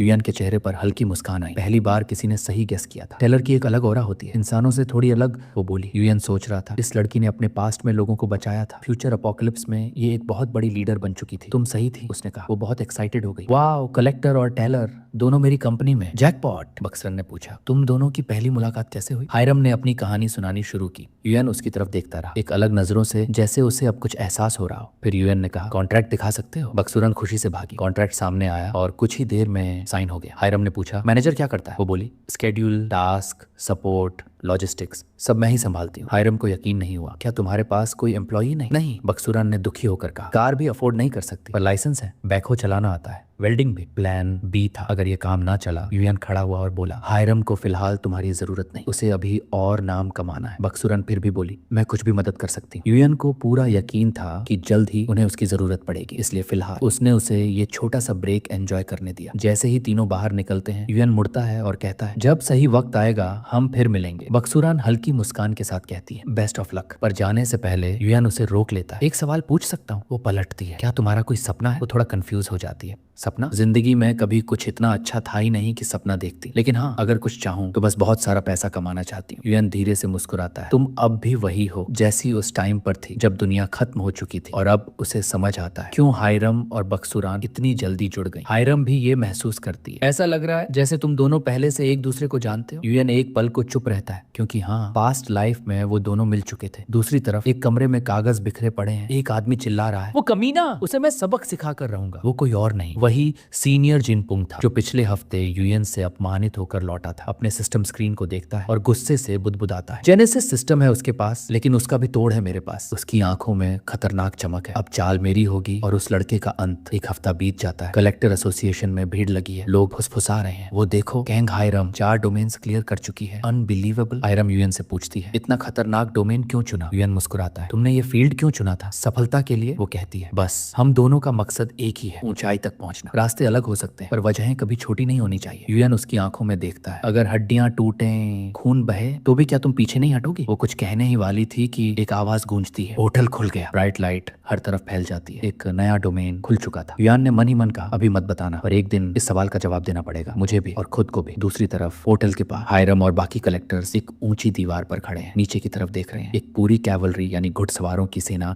सामने से चार्ज कर रही है। हायरम धीरे से कहती है, वाह ये तो मजेदार लग रहा है। यूएन उसे सिस्टम के थ्रू देख रहा है, पर उसके चेहरे पर सीरियसनेस। नीचे से एक कमांड आती है, उन्हें रोक दो, पूरी ताकत लगा दो। सोल्जर्स चिल्लाते हैं, चार्ज। ये डोमेन था ऑटोमन वॉर का। यूएन सोचता है, पर कौन सी? ऑटोमन एम्पायर ने तो 5 अलग अलग देशों से युद्ध लड़ा था। दीवारों के पीछे से एक और आवाज आती है, अगर हार गए तो दुश्मन किले में घुस जाएंगे। नीचे का मैदान अब एक स्लॉटर फील्ड बन चुका था। वॉर जोन के बीच जहां तलवारें टकरा रही थी, हायरम रेडी थी, पर यूएन का ध्यान कहीं और था। वो अतीत में खो गया था। भयानक चीखें, लोगों को मौत से भागते देखना, एक भी मदद ना कर पाना, बस चुपचाप देखते रहना और खुद से नफरत करना। इस बार नहीं, वो अपनी आंखें बंद करता है और खुद से वादा करता है, अब मैं कुछ नहीं होने दूंगा। एक हफ्ता पहले सेलेस्टियल बॉडी इनकॉर्पोरेटेड के हेडक्वार्टर्स में एक बेहद विशाल हॉल और उसके बीचों बीच सजा हुआ था एक डिवाइन फीस्ट, और छोटे छोटे ग्लोइंग ऑब्स यानी नए टेलर्स खाना खा रहे थे। पर कैंग यूयान एक कोने में वाइन का ग्लास पकड़े खड़ा था, एकदम शांत। डियर हेडेड टेलर बता रहा था, सेरेमनी डिवाइन स्पिरिट्स के साथ होगी, पर फेस टू फेस इंटरेक्शन नहीं होगा। यूएन सोच रहा था, मैं यहाँ तक कैसे पहुंचा? ये यूनिवर्स की सबसे बड़ी 3 टेलर ऑर्गेनाइजेशंस में से एक थी और अब वो उसका हिस्सा बन चुका था। विंडो से बाहर देखा तो स्पेस में तैरता एक पूरा आइलैंड सिटी दिखाई दे रहा था, एक कंप्लीट मेट्रोपोलिस हवा में सस्पेंडेड। तभी एक हॉर्न्ड ऑक टेलर आता है और पूछता है, तू पार्टी में शामिल क्यों नहीं हो रहा? यूयान उसकी हॉर्न्स को घूरता है और कैजुअली कहता है, इंटरेस्ट नहीं है। ये बात सुनकर ऑक तिलमिला उठता है, ज्यादा होशियार बनने की जरूरत नहीं है, मैं तुझसे ऊपर हूँ। यूयान हंसते हुए कहता है, मैंने ऐसा कुछ नहीं कहा। पर ऑर्क ग्राउल करता है, जल्द ही तुझसे ऊपर निकल जाऊंगा, और वहां से चला जाता है। तभी हॉल का दरवाजा खुलता है और अंदर आते हैं दूसरे डिपार्टमेंट्स के टेलर्स। इनका मकसद साफ था, न्यू कमर्स में से सबसे टैलेंटेड को अपनी टीम में लेना। पूरा हॉल अब एक रिक्रूटमेंट बैटलफील्ड बन चुका था। यूएन सोचता है, यार ये सब तो बहुत सिरदर्द है, मुझे यहाँ से निकलना होगा। लेकिन तभी उसके पास कई रिक्रूटर्स आ जाते हैं। हे, तुम वही हो ना जो पहले मोमेंट में ही ह्यूमन फॉर्म में आ गया था? हमें तुम्हारी जरूरत है, join our department. Yuan nervous हो जाता है, मैं सोच रहा हूँ अभी, प्लीज। सभी उसे एक आदमी दिखता है, काले और हरे कपड़ों में, जो किसी से बात नहीं कर रहा था। यूएन तेजी से उसकी तरफ बढ़ता है और एक्ट करता है जैसे वो उसी के लिए आया हो। तुमने बताया क्यों नहीं कि तुम यहाँ हो? वो आदमी कंफ्यूज था और यूएन की बातों को समझ गया और प्ले अलोंग करने लगा। यूएन उसे बाहर की तरफ ले जाता है, चलो बाहर बात करते हैं। रिक्रूटर्स सोचते हैं, शिट, उसे किसी और ने रिक्रूट कर लिया। बाहर आकर यूएन बोलता है, धन्यवाद भाई, बचा लिया, वरना मेरी जान निकल जाती। पर वो आदमी चुप रहता है। यूएन थोड़ा असहज महसूस करता है, ठीक है, लगता है बिजी हो, मैं चलता हूँ। लेकिन तभी पीछे से वो आदमी बोलता है, ये काफी मजेदार था। यूएन वहीं रुक जाता है, मैंने पूरी तरह से खुद को छिपाया था, तो फिर तुमने मुझे कैसे देखा? यूएन पीछे मुड़ता है और उस आदमी के पीछे से एक विशाल हरे नाग की परछाई दिखाई देती है। उसके शरीर से निकलती एक जहरीली और भयावह ऑरा। यूएन समझ चुका था, ये आदमी नॉर्मल नहीं है, ये एंटिटी खतरनाक है। तेज काली हवा उसके आसपास घूम रही थी, पर फिर भी यूएन डरा नहीं। उसने सीधा सवाल किया, तुम क्या चाहते हो? वो आदमी मुस्कुराया, कुछ नहीं, सिर्फ जिज्ञासा है, कोई नुकसान पहुंचाने का इरादा नहीं। तो बताओ कैसे देखा मुझे? यूएन ने जवाब दिया, मैंने तुम्हें नहीं, एक किताब को देखा जो बाकी सब टेलर्स के बीच हवा में उड़ रही थी। बस उसी पर नजर टिकी और उस किताब के जरिए वो देख पाया उस आदमी को जिसके चारों ओर काली धुआं तैर रही थी। यूएन ने कहा, ये मेरी एबिलिटी है, मैं वो देख सकता हूँ जो बाकी नहीं देख पाते। वो आदमी कुछ पल चुप रहा, फिर धीरे से हंस पड़ा, तुम सच में अलग हो, बाकियों से बहुत ज्यादा। यूएन माफी मांगता है कि उसने यूं अचानक बात शुरू की, और उस आदमी की आंखों में अब एक और खेल चमक रहा था। चलो एक शर्त लगाते हैं। यूएन चौंकता है, किस बात की? बस मुझे पहचान लो, अगर सही गेस किया तो इनाम मिलेगा, और अगर गलत हुआ, यूएन सवाल करता है, तो तुम्हें मेरी मनोरंजन में रुकावट डालने की सजा भुगतनी होगी। वो आदमी के सिर के ऊपर से किताब उठाता है और शर्त मंजूर करता है। लेकिन जैसे ही किताब खोलने की कोशिश करता है, किताब हिलती तक नहीं, वो 1 इंच भी नहीं हिला सका। ये तो बहुत खराब बात है, मैं इसे पढ़ने के लायक ही नहीं हूँ। उसे याद आया, डिवाइन स्पिरिट्स यहाँ मौजूद है, लेकिन इसी रूम में नहीं। तो क्या ये आदमी उन्हीं में से एक है? उसने अनुमान लगाना शुरू किया। आइजनिडर of Asgard, Ogdoad of Hermopolis, Olympian pantheon, और फिर सबसे ऊपर पैंडेमोनियम। किताब के कवर पर छपा 3 सिर वाला सांप, सिनिस्टर ऑरा, और वो एनर्जी। यूएन बोलता है, तुम हो वो जो सबसे पहले गिरा था, the serpent that corrupted the red dragon. Pandemonium का first generation divine spirit, Satan. सन्नाटा, फिर एक धीमी हंसी गूंजती है, तुमने सही पहचाना। सेटन ताली बजाता है, मजा आ गया, मुझे नहीं लगा था कोई मुझे पहचान सकेगा। यूएन पूछता है, तो अब तुम मुझे छोड़ दोगे? सेटन हंसता है, ये तो बस मजाक था, पर तुमने चौंका दिया। और यूएन जानता था, अगर वो हारता तो ये शैतान उसे नहीं छोड़ता। कुछ पल के लिए सेटन सोचता है और फिर कहता है, तुम लाइब्रेरी शुरू करने वाले हो ना? यूएन धीरे से सिर हिलाता है, तो चलो मैं बनता हूँ तुम्हारी लाइब्रेरी का स्पॉन्सर। यूएन सन्न रह जाता है, ये मौका दोबारा नहीं मिलेगा। सेटन हाथ बढ़ाता है, डील? यूएन उस हाथ की ओर देखता है, सिर्फ एक हैंडशेक और उसका भविष्य पूरी तरह बदल जाएगा। कुछ पल वो सोचता है, फिर गहरी सांस लेकर कहता है, माफ करना, लेकिन मैं तुम्हारा प्रस्ताव ठुकराता हूँ। सेटन की आंखें संकरी हो जाती हैं। क्यों? यूएन मुस्कुराता है, तुम्हारा स्पॉन्सरशिप ताकत देगा, लेकिन आजादी छीन लेगा, और मैं पेंडेमोनियम तक सीमित नहीं रहना चाहता। सेटन ने एक नीची और ठंडी सांस ली और यूएन की बात बीच में ही काट दी। अगले ही पल वो जोर जोर से हंसने लगा। पेंडेमोनियम से भी बड़ी महत्वाकांक्षा, तू वाकई दिलचस्प निकला। यूएन थोड़ा घबरा गया। नहीं, मेरा मतलब वो नहीं था, पर सेटान ने उसे रोका। रिलैक्स, मैं तारीफ कर रहा हूँ क्योंकि तूने वो देखा जो औरों ने कभी नहीं सोचा। मुझे स्पॉन्सर मान लेता तो वो लाइब्रेरी तेरी नहीं रहती। इसलिए मूर्खता में भी समझदारी थी और यही मूर्खता मुझे पसंद है। यूएन ने राहत की सांस ली, पर तभी सेटन की आंखों में एक और चमक उभरी। लेकिन क्या तुम सच में सोचते हो मैं हार मान जाऊंगा? यूएन का चेहरा सख्त हो गया। क्या वो मुझे जबरदस्ती रोकना चाहता है? अगले ही पल यूं लगा जैसे वो कोई खिलौना हो, सेटन की उंगलियों में बंधा हुआ। वो फिर प्रस्ताव देता है। यूएन ने साफ कहा, मुझे डिवाइन स्पिरिट्स के डोनेशंस चाहिए, पर ऐसे सौदे नहीं। सेटन हंसते हुए बोला, एरोगेंट, लेकिन मैं सजा नहीं दूंगा। तू शर्त जीत गया और जीतने वाले को खाली हाथ नहीं जाने देता, इसलिए एक तोहफा मिलेगा तुझे। मुझे खुशी है कि आज मैं तुझसे मिला। सेटन गायब हो गया, पर जाते जाते ये भी कह गया, बहुत जल्द तेरी लाइब्रेरी में मिलने आऊंगा। यूएन अभी भी वहीं खड़ा था, हैरान, स्तब्ध और अंदर से थोड़ा डरा हुआ। उसने सिस्टम विंडो पर नजर डाली। कितना समय बीत चुका। वो वहां से निकला और सेलेस्टियल बॉडी इनकॉर्पोरेटेड के अंदर बनी एक लाइब्रेरी में जा पहुंचा। क्या सच में यहाँ एक लाइब्रेरी है? वो किताबों के बीच कुछ समय बिताना चाहता था, पर तभी एक आवाज आई। अजीब बात है, कोई गेस्ट यहाँ आए? यूएन मुड़ा और उसकी आंखें चौंधिया गईं। सामने खड़ा था एक बुजुर्ग आदमी जिसके सिर के ऊपर तैर रही थी एक विशाल सुनहरी किताब। किताब इतनी चमकदार थी, यूएन सोचने लगा, इन कहानियों की कीमत क्या होगी? बुजुर्ग ने मुस्कुराकर पूछा, तुम कौन हो? नया वर्कर हूँ, यूएन ने कहा। बुजुर्ग हंस पड़ा। तुम्हारी उपस्थिति तो किसी सीनियर जैसी है। मैंने सोचा नहीं था तुम नए हो सकते हो। यूएन ने पूछा, क्या आप यहाँ काम करते हैं? नहीं, कोई अब ये जगह संभालता नहीं, पर मैंने खुद से इसकी जिम्मेदारी ली है। इतनी बड़ी किताब वाला आदमी रिटायर क्यों है? यूएन के मन में सवाल उठता है। बुजुर्ग पूछता है, इनिशिएशन सेरेमोनी छोड़कर यहाँ आए हो, सब परेशान कर रहे थे, भाग आया। बुजुर्ग जोर से हंस पड़ा। मेरे साथ भी यही हुआ था। तो अभी तक किसी डिपार्टमेंट में शामिल नहीं हुए? यूएन सिर हिलाता है। नहीं, और शायद कभी नहीं। इतनी कठिन राह चुनना डरावना नहीं लगता? डर तो लगता है, पर मेरा एक मकसद है। बुजुर्ग की आंखों में एक चमक आती है। तो तुम में यर्निंग? यूएन चौंकता है। यर्निंग? बुजुर्ग समझाता है, टेलर्स पैदा नहीं होते, बनाए जाते हैं, पर उनके पास कोई इच्छा नहीं होती। अधिकांश बस सिस्टम के कहे मुताबिक चलते हैं, उनमें ख्वाहिश नहीं होती। तुम जैसे टेलर जो दूसरों की बातों से नहीं डगमगाते, बहुत दुर्लभ है। आओ तुम्हें कुछ दिखाता हूँ। वो उसे एक हॉलवे में ले जाता है और यूएन की आंखें खुली की खुली रह जाती हैं। ये क्या है? ये है hall of fame, celestial body incorporated का सबसे पवित्र कोना। यहाँ थी वो कहानियां जो कभी इस दुनिया को आकार देती थी। यूएन मंत्रमुग्ध होकर सब कुछ देखता रहा, पर हॉलवे छोटा था और जल्दी खत्म हो गया। बुजुर्ग ने कहा, 30 साल पहले ये जगह बंद कर दी गई, अब कोई नहीं आता, और अगर मैं मर गया तो शायद कोई दोबारा आएगा भी नहीं। लेकिन तुम पहले हो जो खुद चलकर यहाँ आया है, क्योंकि बाकी सब टेलर्स सिर्फ पॉइंट्स और सिस्टम की कहानियां दोहराते हैं, जबकि ये कहानियां हैं उस पीढ़ी की जो जिंदा रहती थी, जीती थी, लड़ती थी। यूएन की आंखों में अब भी उस सुनहरी हॉलवे की चमक बाकी थी। एक दिन वो वक्त जरूर आएगा जब इस दुनिया को ऐसी कहानियां फिर से चाहिए होंगी। उसने धीरे से सोचा, अगर डोयून जिंदा रहता और उस चैलेंज को पूरा कर लेता, शायद उसका नाम भी आज हॉल ऑफ फेम में होता। मैं भी कोई वैसा ही बनना चाहता हूँ। ओल्ड मैन की ओर मुड़ते हुए यूएन ने कहा, थैंक यू, ये अनुभव कभी नहीं भूलूंगा। टेलीपोर्टेशन शुरू हो चुका था, बस 10 सेकंड बचे थे सेरेमोनी के खत्म होने में। यूएन ने एक आखिरी सवाल पूछा, आपका नाम क्या है? बुजुर्ग मुस्कुराया, अगर फिर कभी यहाँ आए हो तो जरूर बताऊंगा। यूएन ने सिर हिलाया, फिर मिलेंगे। और अगले ही पल वो वापस धरती पर लौट आया। अब हम फिर उसी युद्ध भूमि में लौटते हैं जहाँ रोमन दीवारों के पीछे हायरम का चेहरा पसीने से भीगा हुआ था। कोई जोर से चिल्लाया, हायरम! उसने जैसे होश में आकर कहा, हाँ सुन रही हूँ। यूएन उसकी तरफ मुड़कर बोला, फोकस करो, ये वाकई एक वॉर जोन है। कॉन्स्टेंटिनोपल की आखिरी लड़ाई, वो युद्ध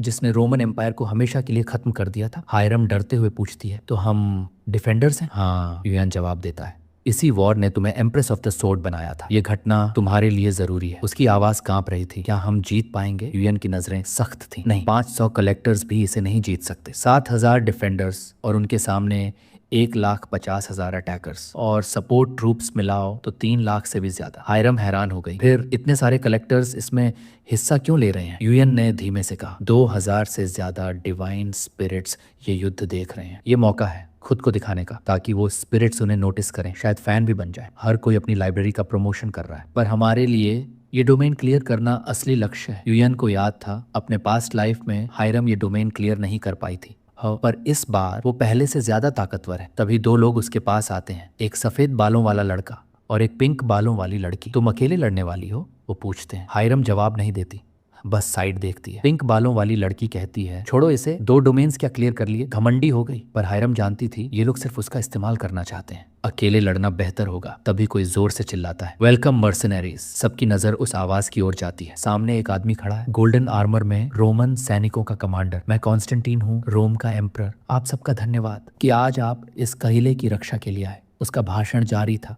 पर हायरम के मन में कुछ और चल रहा था। ये सब एक इल्यूजन है, फिर भी ये सब कितना असली लग रहा है। भाषण खत्म होते ही कॉन्स्टेंटाइन चिल्लाता है, सीज शुरू हो चुकी है, ये हमारा आखिरी मौका है। सिस्टम अनाउंस करता है, आपके पास केवल एक ही मौका है, किले की रक्षा करें या क्षेत्र की हार मान लें। ऑटोमन फोर्सेस चिल्लाती हैं, युद्ध आज खत्म होगा। सफेद बालों वाला लड़का और पिंक बालों वाली लड़की आगे बढ़ते हैं। लड़का जादू चलाता है, धरती फटती है, सोल्जर्स हवा में उड़ते हैं। चलो आओ, दिखाओ क्या दम है, वो चिल्लाता है। उनका घमंड साफ झलकता है, हर एक वार में, हर एक एक्सप्रेशन में। पर युयान की आंखों में कुछ अजीब सा दिखता है, कुछ गलत है इस डोमेन में, बहुत गलत। कुछ ही मिनटों बाद लड़का अब भी स्पेल्स फेंक रहा था, पर अब उसके माथे से पसीना टपक रहा था। और फिर उसने सामने जो देखा वो उसे हिलाकर रख देता है। इतने सारे, ये तो खत्म ही नहीं हो रहे। कलेक्टर्स अब थक चुके थे, उनकी एनर्जी, उनकी होप, सब कुछ खत्म हो चुका था। डिवाइन स्पिरिट्स अब धीरे धीरे बैटल में इंटरेस्ट खोने लगे थे। टेलर्स घबरा रहे थे, व्यूअर्स जा रहे हैं, क्या करें।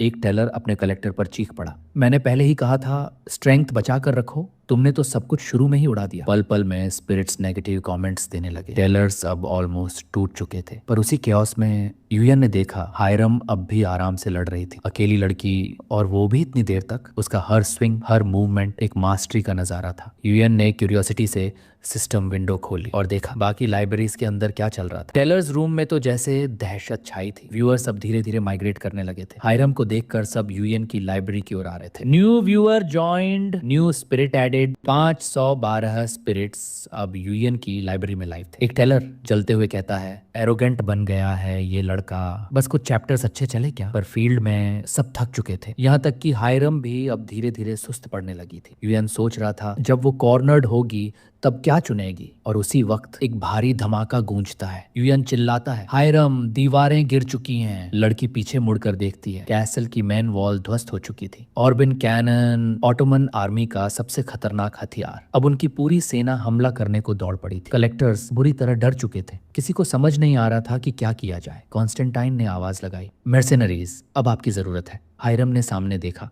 वहां वो रोनिन लोग हैं, हम उन्हें मरने नहीं दे सकते। वो बाकियों को निर्देश देना चाहती थी, लेकिन ज्यादातर कलेक्टर्स ने पहले ही पोर्टल एक्टिवेट कर दिया था। हम जा रहे हैं, एक चिल्लाया। ये डोमेन कोई खाली वजह से आज तक कॉन्कर नहीं हुआ। यहाँ स्ट्रेटेजी सिर्फ एक है, टाइम पास करो और फिर भाग जाओ। पर सोल्जर्स, हायरम ने पूछा, वे सब इल्यूजन्स हैं, नकली लोग, मुझे कोई फर्क नहीं पड़ता। अगर तुझे मरना है तो अकेली मर। ये सुनकर हायरम की आंखें फैल गईं। इतनी आसानी से हार मान लोगे? तुम सब रिकॉग्निशन के लिए कलेक्टर्स बने थे, है ना? फिर यहाँ क्यों नहीं लड़ना चाहते? पर कोई नहीं रुका, सभी पोर्टल से बाहर निकल गए। अब बैटलफील्ड में सिर्फ वो अकेली खड़ी थी। उसके पीछे तलवारों की आवाजें गूंज रही थीं। आगे उसकी आंखों में एक सवाल था, अब मैं क्या करूं? सब भाग चुके थे, पर कॉन्स्टेंटीन घबराया नहीं। उसने बस अपने सैनिकों की ओर देखा और कहा, अगर ये किस्मत है तो मैं इसके खिलाफ लड़ूंगा, चाहे कितनी ही बार मरना पड़े।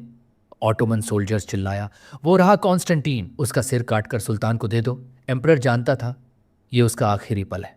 2 सैनिक उस पर झपट चुके थे, लेकिन तभी एक तेज ब्लास्ट उसकी आंखों के सामने फटती है। सैनिक पीछे उड़ जाते हैं। कॉन्स्टेंटीन हक्का बक्का रह जाता है और फिर वो उसे देखता है। हायरम उसके सामने खड़ी थी, पीठ एम्परर की ओर, पर उसकी आंखों में कोई डर नहीं। सैनिक चिल्लाते हैं, ये तो वही मर्सनरी है। कॉन्स्टेंटीन हैरान होकर पूछता है, तुम क्यों नहीं भागी? ये वॉर तो पहले ही हार चुका है। धीरे धीरे हायरम उसके पास आती है और सिर्फ एक लाइन कहती है, मुझे अभी भी लड़ना है और मैं आपको यूं मरते नहीं देख सकती। कॉन्स्टेंटीन कुछ पल चुप रहा, फिर बोला, मैं यहीं पैदा हुआ था, शायद मेरा असली रूप बहुत पहले मर चुका है, मैं बस उसका बचा खुचा हिस्सा हूँ। नहीं, हायरम ने सॉफ्टली कहा, तुम सिर्फ कोई इल्यूजन नहीं हो, तुम इंसान हो। मैं हमेशा तुम्हें इंसानों की तरह ही देखती आई हूँ। कॉन्स्टेंटीन स्टन्ड रह गया।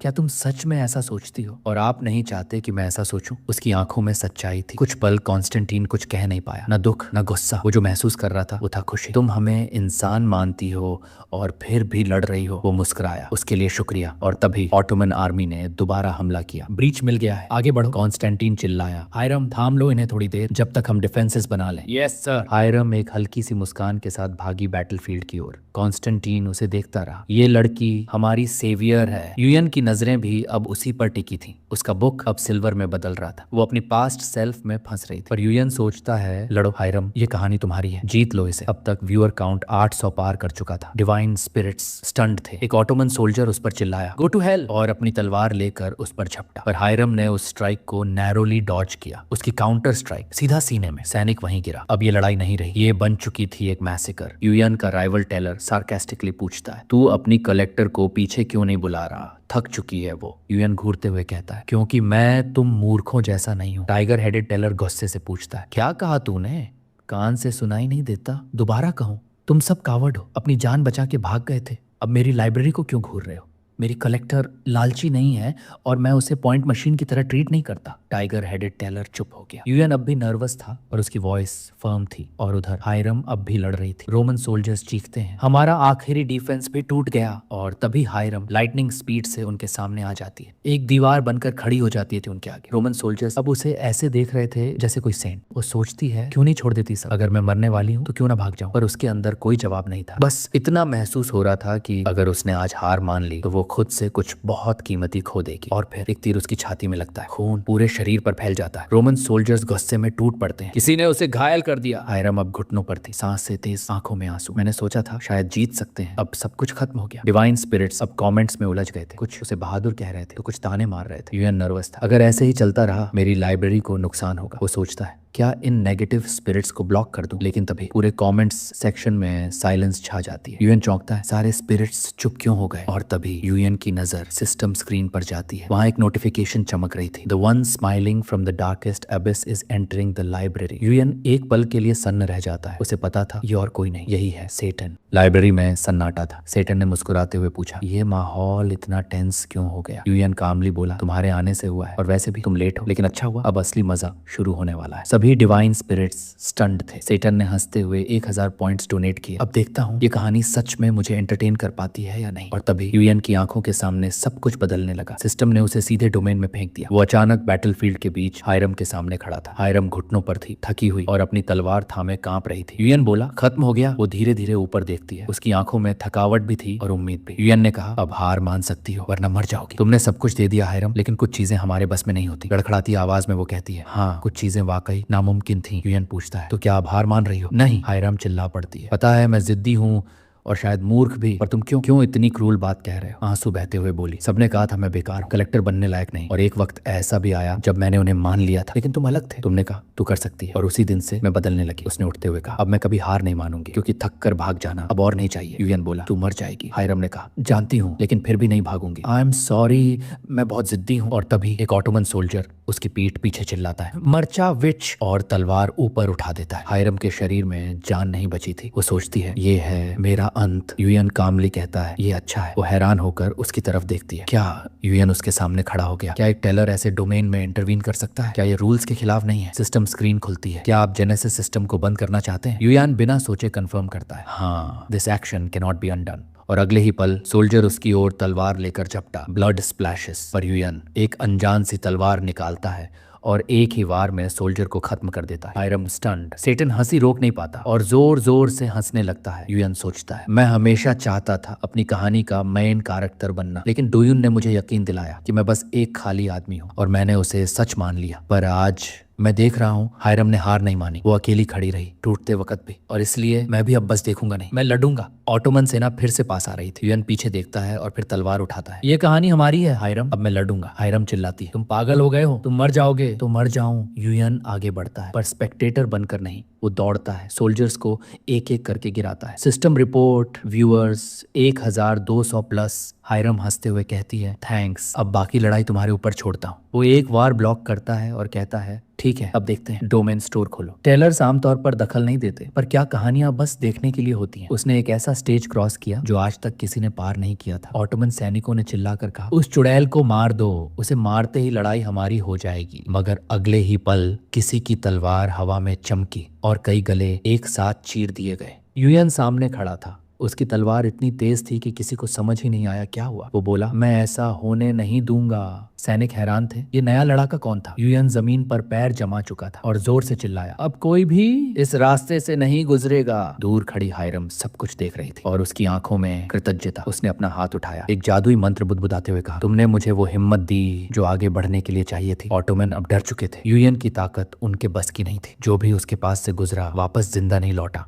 और वो मुस्कुराते हुए बोला, मैं स्ट्रांग हूँ, अकेला ही काफी हूँ। हायरम के चारों ओर मैजिकल इंस्क्रिप्शंस चमकने लगे। वो अब भी उसी सैक्रिफाइस को सोच रही थी जिसके जरिए यूएन ने अपनी ब्लेसिंग छोड़ दी, सिर्फ उसे बचाने के लिए। उसी पल एक तलवार जमीन में धंसी। यूएन की तलवार, वो अब अपनी लिमिट पर था। अब और कितनी देर मुझे उसे सपोर्ट करना होगा, उसने खुद से पूछा। उसे रुका देख दुश्मन सैनिकों ने चिल्लाना शुरू कर दिया, अब है हमारा मौका। वो दौड़े, झपटे, मगर तभी एक सैनिक आसमान की ओर इशारा करके चिल्लाया, वो क्या है? यूएन ने पीछे मुड़कर देखा और उसकी आंखें चौंधिया गईं। एक तेज रोशनी हायरम के शरीर से फूट रही थी, इतनी उजली, इतनी प्योर कि दुश्मन भी ठिठक गए। सिस्टम स्क्रीन पर संदेश आया, कंप्लीट यूनिसन बीच बॉडी और स्वॉर्ड अनलॉक। उसकी एक्सप्रेशन एकदम सीरियस थी। उसकी सोल अब सेलेस्टियल स्वॉर्ड की बात पर थी। ऑटोमन डर गए, कुछ भागने लगे, मगर अब बहुत देर हो चुकी थी। हायरम ने तलवार उठाई और पूरे जोर से जमीन पर उतारी। एक ताकतवर स्लैश यूएन के सामने से निकला, उसे छुए बिना, मगर उसके सामने की पूरी जमीन फट गई। यूएन ने साइड में देखा और सोच में पड़ गया। मैंने कभी नहीं सोचा था कि ये लड़की इतनी तेजी से इतनी ताकतवर बन जाएगी। उसके चेहरे पर मुस्कान आ गई और तभी पीछे से कॉन्स्टेंटीन प्रकट हुआ। तुम दोनों का शुक्रिया, उसने कहा, अब हमें लड़ाई के लिए थोड़ा वक्त मिल गया है। यूएन ने चेहरा कड़ा किया, ये सिर्फ टेम्पोरेरी है, वो वापस आएंगे और इस बार हम नहीं टिक पाएंगे। कॉन्स्टेंटीन बोला, हमारे पास अब कोई ताकत नहीं बची, ये लड़ाई यहीं खत्म हो रही है। मगर यूएन ने तलवार उठाई और बोला, नहीं, अब की बार ये युद्ध अलग होगा, ये पहले जैसा नहीं होगा। हमें दुश्मन के लीडर को मारना होगा, बस तभी जीतेंगे हम। कॉन्स्टेंटीन बोला, क्या ये मुमकिन है? यूएन ने कहा, नामुमकिन लगता है मगर है नहीं। उधर ऑटोमन आर्मी पीछे हट रही थी, मगर उनके नंबर्स अब भी भारी थे। यूएन बोला, इस मिशन के लिए कम से कम 300 लोगों की जरूरत होगी, क्या तुम दे पाओगे? ओल्ड मैन कुछ कह नहीं पाया, मगर तभी उसके साइड में खड़े घायल और थके हुए सैनिक खुद ही आगे आ गए। किसी ने उन्हें बुलाया नहीं था, फिर भी वो खड़े हो चुके थे। उन्हें अब भी उस बूढ़े आदमी में अपना एम्परर नजर आता था। कॉन्स्टेंटीन ने रुंधे गले से कहा, इन सभी ने अपने प्राण, अपनी आखिरी सांस देश की रक्षा के लिए दे दी। मैंने कहा था भगवान हमारी मदद करेंगे, लेकिन अब समझ गया हूँ ये काम अब हमारा है, हमें ही अपनी सरजमी बचानी है। और उसने कहा, जो इस मिशन में साथ चलना चाहता है वो आए। ये ना आदेश है, ना मजबूरी, फैसला तुम्हारा है। क्या कोई है जो अपने एम्परर के साथ इस कामिकाजे मिशन में जाना चाहता है? फिर वो अपनी आंखें बंद कर झुक गया और सैकड़ों सैनिक बिना एक सेकंड गंवाए आगे बढ़ाए। कॉन्स्टेंटीन का दिल भर आया, कोई भी भागा नहीं, सब लड़ेंगे आखिरी सांस तक। यूएन बोला, अब चलने का वक्त आ चुका है। और सभी इस आखिरी अभियान की तरफ रवाना हो गए। दूर एक और सेना कॉन्स्टेंटिनोपल के तबाह शहर को देख रही थी। मेमेडू, उस वक्त का ऑटोमन एम्परर, चुपचाप सब देख रहा था। ड्रागस अब भी हार मानने को तैयार नहीं, उसने बुदबुदाते हुए कहा, कुछ तो बदला है इस बार। मेरी रीइंफोर्समेंट को पीछे हटना था, मगर वो अब भी वहीं है। तभी एक सैनिक चिल्लाया, रोमन्स फिर से आ रहे हैं। हायरम, कॉन्स्टेंटीन और यूएन घोड़ों पर सवार थे, बाकी सैनिक पैदल। मेमेडू बोला, ये करने क्या वाले हैं? कुछ ऑटोमन सैनिकों की सांसें थम गईं, उन्हें कुछ गड़बड़ लग रही थी। कॉन्स्टेंटीन ने तलवार उठाई, अटैक, और लड़ाई फिर से शुरू हो गई। आर्चर्स ने तीरों की पहली वॉली छोड़ी। 300 लोगों की उस छोटी टुकड़ी की तरफ मौत की बारिश हो चुकी थी। ओल्ड मैन चिल्लाया, कोई इन्हें रोको। कई सैनिक, कई घोड़े जमीन पर गिर चुके थे, लाशें बिछ गई थीं और ये सीन स्पार्टन्स की आखिरी लड़ाई की याद दिला रहा था। हायरम चीख उठी, उसने इतनी मौतें एक साथ कभी नहीं देखी थी। मगर पीछे से आवाज आई, हायरम पीछे मत देखो। वो सब जानते थे वो किस रास्ते पर जा रहे हैं। उन्हें दया मत दो, उनकी कुर्बानी का सम्मान करो। उनके लिए, इस नेशन और उनके परिवारों के लिए तुम्हें आगे बढ़ना होगा। अगर सच में दुख है तो इस मिशन को पूरा करो, हर हाल में। उसी वक्त किसी ने उसके लिए दुश्मनों के बीच से एक रास्ता साफ कर दिया। हायरम तेजी से आगे बढ़ी, मगर तभी उसके पीछे एक सैनिक पर भाला आकर लगा और वो वहीं ढेर हो गया। हायरम ठिठक गई, सांस अटक गई उसकी। क्या मैं रुक जाऊं? क्या उसे बचाऊं? लेकिन तभी एक आवाज गूंजी, मत रुकना सेंटेस, ये लड़ाई तुम्हारी है, उसे हम संभाल लेंगे। एक और सैनिक चिल्लाया, इस लड़ाई में हिस्सा लेना अपने आप में एक चमत्कार है। कॉन्स्टेंटीन दूर से चिल्लाया, सिपाही नजर आए हैं, ऑटोमन घुड़सवार सेना के कमांडर, वो आ रहे हैं। यूएन घोड़े से कूदा, हायरम कूदो। दोनों जमीन पर उतरे, घुटनों पर आकर संभले, लेकिन उनके पैर पहले से रेडी थे। लड़ाई फिर से शुरू हो चुकी थी। यूएन चिल्लाया, पीछे मत देखना, बस आगे बढ़ो। हायरम की आंखों में अब सिर्फ रेज थी। उनके सामने कैवलरी का तूफान था, लेकिन वो दोनों उसे चीरते हुए बढ़ रहे थे। एक ऑटोमन चीखा, निचले स्तर के कई सैनिक उनके सामने आ गए, मगर हायरम ने उन्हें चीर कर रख दिया। तुम्हारे बीच से गुजर कर ही जाऊंगी, उसने चीख कर कहा। तेज और बेरहम वार, किसी ने उनके सामने रुकने की हिम्मत नहीं की। ये जंग अब सिर्फ जीत की नहीं थी, ये सर्वाइवल की लड़ाई बन चुकी थी। उनका सिंक्रोनाइजेशन इतना फ्लॉलेस था, जैसे दो आत्माएं एक ही लक्ष्य के लिए लड़ रही हो। यूएन चिल्लाया, बस थोड़ी दूरी और सुल्तान सामने है। तभी यूएन की नजर एक ढाल पर पड़ी। उसके दिमाग में एक प्लान आया, हायरम मैं तुम्हें उस ढाल से लॉन्च करूंगा, सुल्तान तक पहुंचना है। हायरम चौंकी, क्या? मगर यूएन यूएन पहले ही ढाल को उठा चुका था, उसे झुकाया, स्प्रिंग बोर्ड की तरह सेट किया। अब उड़ो। हायरम ने दौड़ लगाई और अगले ही सेकंड वो ढाल पर पैर रखती है और यूएन पूरी ताकत से उसे हवा में उछाल देता है। उस ऊंचाई तक कोई आर्चर, कोई सोल्जर कभी नहीं पहुंच सकता था। हर कोई ऊपर देख रहा था, आंखें फटी की फटी। यूएन चिल्लाया, हायरम उड़ो। और उसी पल उसकी पीठ से पंख निकलते हैं। एक एंजल, किसी की फुसफुसाहट आई। हर तरफ सन्नाटा छा गया। एक सैनिक चिल्लाया, आर्चर्स फायर। तीरों की बारिश शुरू हो गई, मगर वो उन तीरों को चकमा देती हुई सीधे सुल्तान की ओर बढ़ती रही। मेमेडू सुल्तान ने ऊपर देखा और सिर्फ इतना कह सका, इनक्रेडिबल। ड्रगस उसका दुश्मन था, लेकिन ये लम्हा, ये दृश्य आंसुओं के काबिल था। और फिर एक्सप्लोजन। सुल्तान की लोकेशन पर एक तेज धमाका हुआ। धुआं छोड़ता है। हायरम घुटनों पर बैठी थी और मेमेडू, सुल्तान की आधा शरीर कट चुका था। यूएन पीछे खड़ा सब देख रहा था। उसकी आंखों में डिसबिलीफ था। ये सब मैंने सच में देखा। हर तरफ धीरे धीरे लोग फेड हो रहे थे। डोमेन टूट रहा था, लेकिन हायरम अब भी खड़ी। उसने अपनी तलवार हवा में उठाई, आवाज दी, हमने जीत हासिल की है। चारों तरफ रोमन सैनिकों का चीर गूंजने लगा। कॉन्स्टेंटीन चुपचाप खड़ा था, जैसे पत्थर बन गया हो। फिर उसकी आंखों से आंसू निकलने लगे। फाइनली, यही देखना चाहता था मैं। लोग मुस्कुरा रहे थे, जीत के जश्न में थे। हायरम और यूएन एक दूसरे को देख रहे थे और तभी बूढ़ा सम्राट कॉन्स्टेंटीन उनके पास आया। अपना हेलमेट उतारा और झुक गया। थैंक यू, उसने कहा कि वो उनकी इस मेहरबानी को कभी नहीं भूलेगा, चाहे वो सब उस डोमेन की बनाई गई महज एक क्रिएशन ही क्यों ना हो। लेकिन यूएन ने उससे असहमत होते हुए जवाब दिया, तुम्हें भी तो खुशी के आंसू आ गए थे, है ना? वो बूढ़ा आदमी थोड़ा हैरान रह गया। तब यूएन ने नरमी से कहा, तुम भी एक असली इंसान हो, खुद को इतना कम मत समझो। एक सीधा सा थैंक यू, वही काफी था। ये सुनकर कॉन्स्टेंटीन की आंखें भर आईं। फिर कॉन्स्टेंटीन ने कहा कि वो उन्हें इनाम देना चाहता है, लेकिन सिर्फ पैसे जैसी मामूली चीज नहीं, बल्कि वो उन्हें नाइटहुड की उपाधि देगा। सर यूएन और डेम हायरम। यूएन बस सन्न रह गया। हायरम ने पूछा, क्या हुआ, इतने शॉक्ड क्यों लग रहे हो? यूएन ने गहरी सांस ली और बोला, प्राचीन रोम में नाइट का टाइटल सिर्फ एक सम्मान नहीं था, वो एक पहचान थी। और हमारे जैसे मिक्स्ड वर्ल्ड में उसका मतलब और भी बड़ा है। सर या डेम बनना इन्फिनिट पॉइंट से भी बड़ा तोहफा है, क्योंकि ये शक्ति देता है कहानी कहने की असली शक्ति। तभी कॉन्स्टेंटाइन अपनी तलवार जमीन में गाड़ते हुए बोला, in the name of Constantine Dragases Palaiologos, I now declare you distinguished knights. उसी पल एक एनर्जी दोनों के भीतर फूटती है। उनकी ऑरा बदल चुकी थी। कॉन्स्टेंटीन फीका पड़ने लगा। डोमेन टूटने के कगार पर था। उसने जाते जाते कहा, मैं चाहता हूँ कि तुम्हारे सामने बस प्योर ग्लोरी हो। सैनिकों ने भी हायरम की तरफ देखा। थैंक यू सेंटेस, हम तुम्हें कभी नहीं भूलेंगे। एक एक करके सभी फेड हो गए, मगर पीछे छोड़ गए इतिहास। हायरम के होंठ कांपने लगे, आंखों में आंसू। हमें लगा था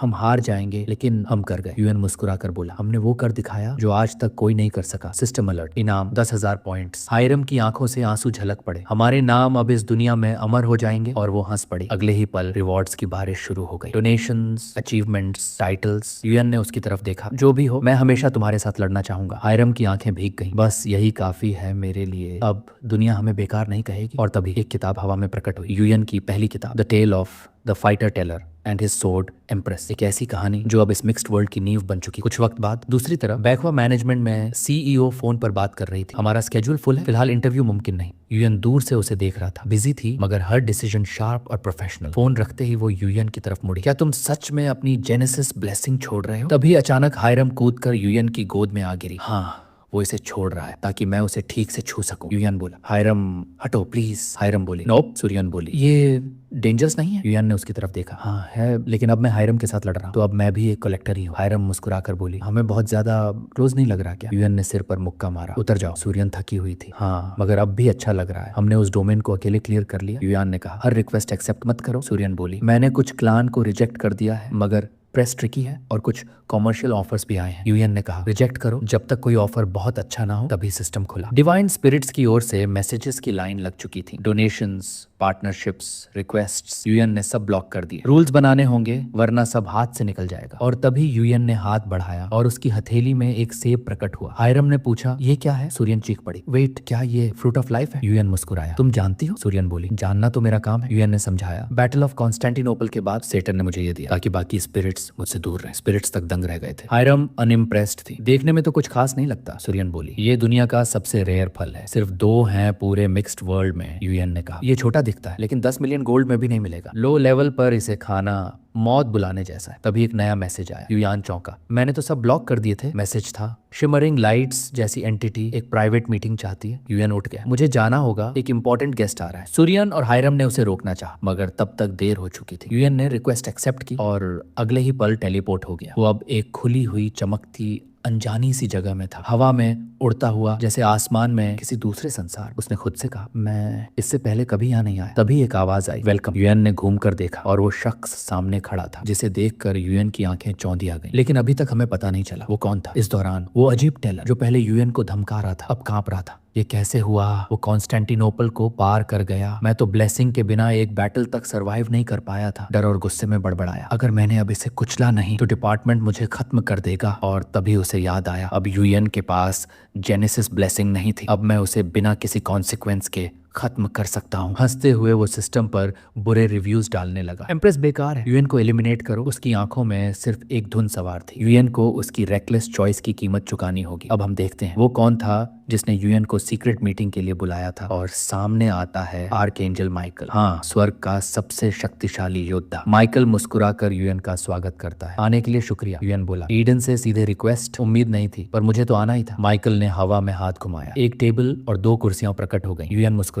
इम्प्रेसिव, माइकल ने पूछा। सरप्राइज नहीं हुए? यूएन ने जवाब दिया। इतने बड़े व्यक्ति ने मिलने बुलाया, सरप्राइज तो बनता है। माइकल बोला। रिलैक्स, मैं यहाँ कुछ रूमर्स वेरीफाई करने आया हूँ। वो शांत था, मगर उसकी आंखें सब पढ़ रही थी। यूएन ने सीधे जवाब दिया, आप सेटन वाले गिफ्ट की बात कर रहे हैं, है ना? माइकल की भौहें हिली। तो तुम मानते हो? यूएन बोला। हाँ, वो मुझे फ्रूट ऑफ लाइफ देकर गया था, मगर मेरी पैंडेमोनियम से कोई एसोसिएशन नहीं है। माइकल ने सिर हिलाया। गुड, हम सिर्फ रूमर्स पे विश्वास नहीं करते, हम देखकर निर्णय लेते हैं। फिर उसने पूछा, और एक बात बताओ, क्या तुम और सेटन एक दूसरे को पहले से जानते हो? यूएन थोड़ा चौंका। क्या माइकल अब उनके रिश्ते की गहराई नापना चाहता था? यूएन ने गहरी सांस ली और बताया कि टेलर इनिशिएशन सेरेमोनी के दौरान उनकी पहली मुलाकात हुई। माइकल ने पूछा, क्या उसने सिर्फ इतनी सी बात पर तुम्हें फ्रूट ऑफ लाइफ दे दिया? यूएन ने मुस्कुरा कर कहा, शायद वो मुझ में कुछ देख रहा था। उसने स्पॉन्सरशिप भी ऑफर की थी, मगर मैंने मना कर दिया। माइकल चौंका। सेटन का स्पॉन्सरशिप ठुकराना, तुम जानते हो कितना रेयर होता है वो? यूएन बोला। मुझे पता है, मगर हर इंसान के अलग वैल्यूज होते हैं। मेरे लिए मेरा गोल किसी स्पॉन्सरशिप से बड़ा है। माइकल ने सिर झुकाया। तो वो तुम्हें और ज्यादा पसंद करने लगा? यूएन ने कहा। एग्जैक्टली। थोड़ी देर की चुप्पी के बाद माइकल की आंखों में एक हल्की चमक आई। उसने पूछा, तो क्या तुम ईडन की तरफ से स्पॉन्सरशिप लोगे? यूएन पहले ही समझ चुका था ये प्रस्ताव आएगा, क्योंकि सामने कोई मामूली एंजल नहीं बल्कि माइकल खुद था। अनडाउटेडली ईडन इस दुनिया की सबसे महान डिवाइन फोर्सेस में से एक थी, मगर फिर भी यूएन ने मना कर दिया। माइकल ने सीधा पूछा, क्यों? यूएन ने देखा उसकी आंखों में और बोला, वही कारण, मेरा गोल किसी भी स्पॉन्सरशिप से बड़ा है। मैं किसी साइड से बाउंड नहीं होना चाहता। माइकल ने पूछा, क्या तुम्हारी स्टोरीज दोनों साइड्स दिखाएंगी, अच्छाई और बुराई? यूएन ने जवाब दिया, ये इतना सिंपल नहीं है। मैं सिर्फ चाहता हूँ कि मेरी कहानी किसी भी इन्फ्लुएंस से मुक्त हो। A story that's never been told. शायद मेरी बात एरोगेंस लगे, मगर अगर तुम्हें मेरे इरादे पर शक है तो बस देख लो मैं कहाँ तक जाता हूँ। माइकल थोड़ी देर चुप रहा और फिर उसके चेहरे पर हल्की मुस्कान उभरी। क्या तुम ये कहना चाह रहे हो कि तुम दोनों ही चाहते हो, एडन और पैंडेमोनियम? माइकल की बातों का जवाब यूएन ने सीधे नहीं दिया, बस हल्की सी मुस्कान के साथ सिर हिलाया और खामोशी से खड़ा हो गया। माइकल ने भी कुछ ज्यादा नहीं कहा, बस अपना हाथ आगे बढ़ाया और बोला, ईडन तुम्हारे फैसले की इज्जत करता है, मगर एक बात पक्की है, तुम्हारी कहानी अब मेरी नजर में है। यूएन थोड़ा हैरान हुआ, ये क्या मतलब हुआ? माइकल ने वही लाइन दोहराई जो कभी सेटन ने शुरुआत में कही थी, अगर ईडन तुम्हें कुछ न दे तो वो हमारी तरफ से अच्छा नहीं दिखेगा। और फिर उसने यूएन को एक सफेद अंडा सौंपा। ये मेरी तरफ से शुक्रिया है, कोई सामान्य तोहफा नहीं, ये मेरे पर्सनल ग्रेटिट्यूड का सिंबल है, रख लो। यूएन ने वो अंडा हाथ में लिया, मगर उसकी आंखों में हल्की बेचैनी दिखी। शायद वो इस चीज को पहचान गया था। यूएन जब वापस आया तो सबसे पहले सूर्यन और हायरम ने उस अंडे को देखा। सूर्यन ने मुस्कुराते हुए पूछा, ये किसी क्लाइंट का गिफ्ट है क्या? यूएन ने कुछ नहीं कहा, बस अंडे को टेबल पर रखा। सूर्यन ने अंदाजा लगाया, शायद ये कोई ड्रैगन हो जो हैच होते ही तुझे अपना मालिक मान ले।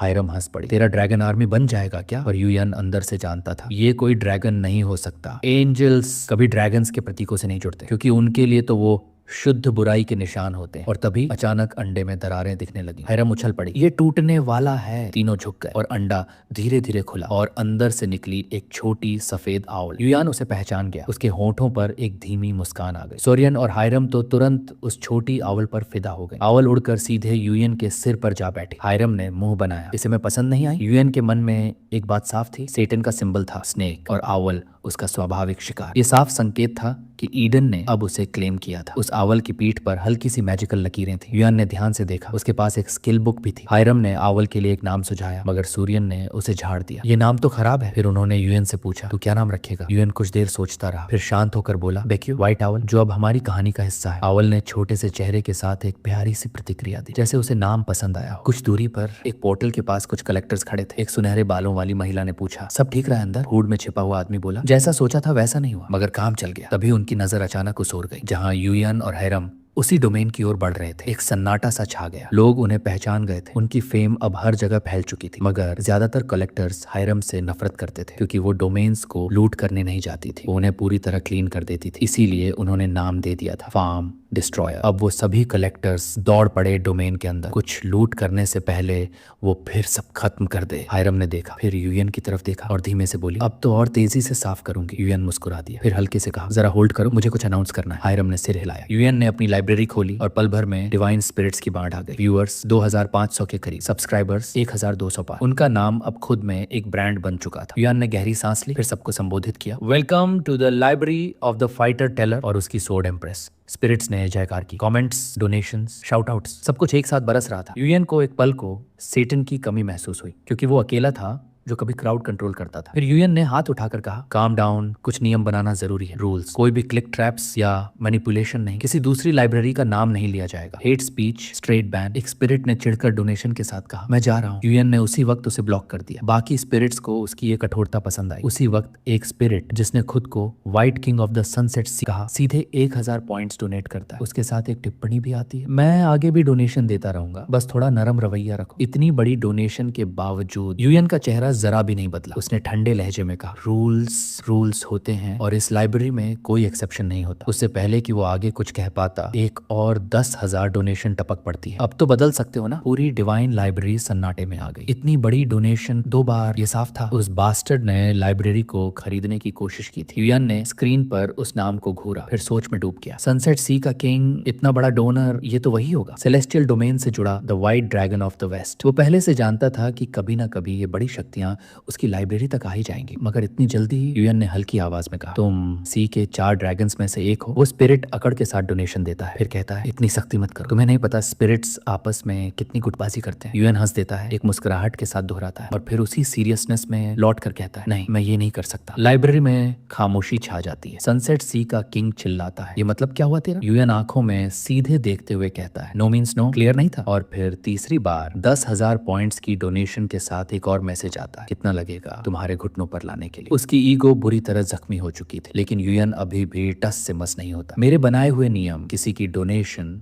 पावर या टाइटल से नहीं बदलेंगे। मैं बिकाऊ नहीं हूँ, न डराया जा सकता हूँ, न दबाया जा सकता हूँ। किंग की आंखें जलने लगती हैं। लाइब्रेरी के बाहर रियलिटी के आसमान में लाल रोशनी तैरने लगती है। हायरम उस चमक को देखती है। यूएन की पेट के ऊपर लाल किरणें नाच रही थी। यूएन भी देखता है, ये पावर इतना फैल चुका है कि रेल्म बाउंड्रीज को छेद चुका है। जेनेसिस सिस्टम एक्टिवेट होता है और एक तेज लाल बिजली आकाश में गिरती है। सिस्टम बोलता है, जब तक जेनेसिस सिस्टम मौजूद है कोई भी स्पिरिट अपने पावर का दुरुपयोग नहीं कर सकता। लेकिन फिर एक और 10,000 डोनेशन आती है, साथ में मैसेज, घुटनों पर आ जाओ, पैसे से सब कुछ खरीदा जा सकता है। यूएन अब बिना मुस्कुराए सिर्फ ब्लॉक विंडो खोलता है, थैंक्स फॉर द डोनेशन, लेकिन तुमने इस टेलर के लिए हेटफुल कमेंट लिखा है, अब तुम ब्लॉक हो चुके हो। सिस्टम अनाउंस करता है, white king of the sunset sea blocked by the library. पूरी डिवाइन ऑडियंस अवाक रह जाती है। यूएन बस मुस्कुराता है, रूल्स आर रूल्स, मगर अगर सब माने तो ये जगह और भी बेहतर बन जाएगी। लेकिन सन्नाटा ज्यादा देर नहीं टिकता। एक लाल शैडो पीछे प्रकट होती है। रेड टेक्स्ट चीखता है, यू बास्टर्ड। बिजलियां लाइब्रेरी के चारों ओर टूटने लगती हैं। व्हाइट ड्रैगन वापस आ चुका था, ब्लॉक सिस्टम को हैक करके। यूएन शॉक्ड हो जाता है, ये कैसे पॉसिबल है? उसके पास इतनी ताकत थी कि ब्लॉक सिस्टम भी बेबस हो गया। यूएन एक गहरी सांस लेकर कहता है, मैं तुम्हारा गुस्सा समझता हूँ, मगर तुम्हारी हदें तय थी और तुम उन्हें लांघ गए। व्हाइट ड्रैगन और भी पागल हो जाता है, तुम्हारा ये इंसल्ट, डोनेशंस के बाद ये बैन, ये ह्यूमिलिएशन मैं बर्दाश्त नहीं करूंगा। यूएन का जवाब सीधा था, मैंने इंसल्ट नहीं की, न तुम्हारी न 36 हेवंस की। मैंने सिर्फ एक गेस्ट को निकाला जिसने नियम तोड़े। व्हाइट ड्रैगन चीखता है, तुम्हारी हिम्मत कैसे हुई मुझसे ऐसे बात करने की? चारों तरफ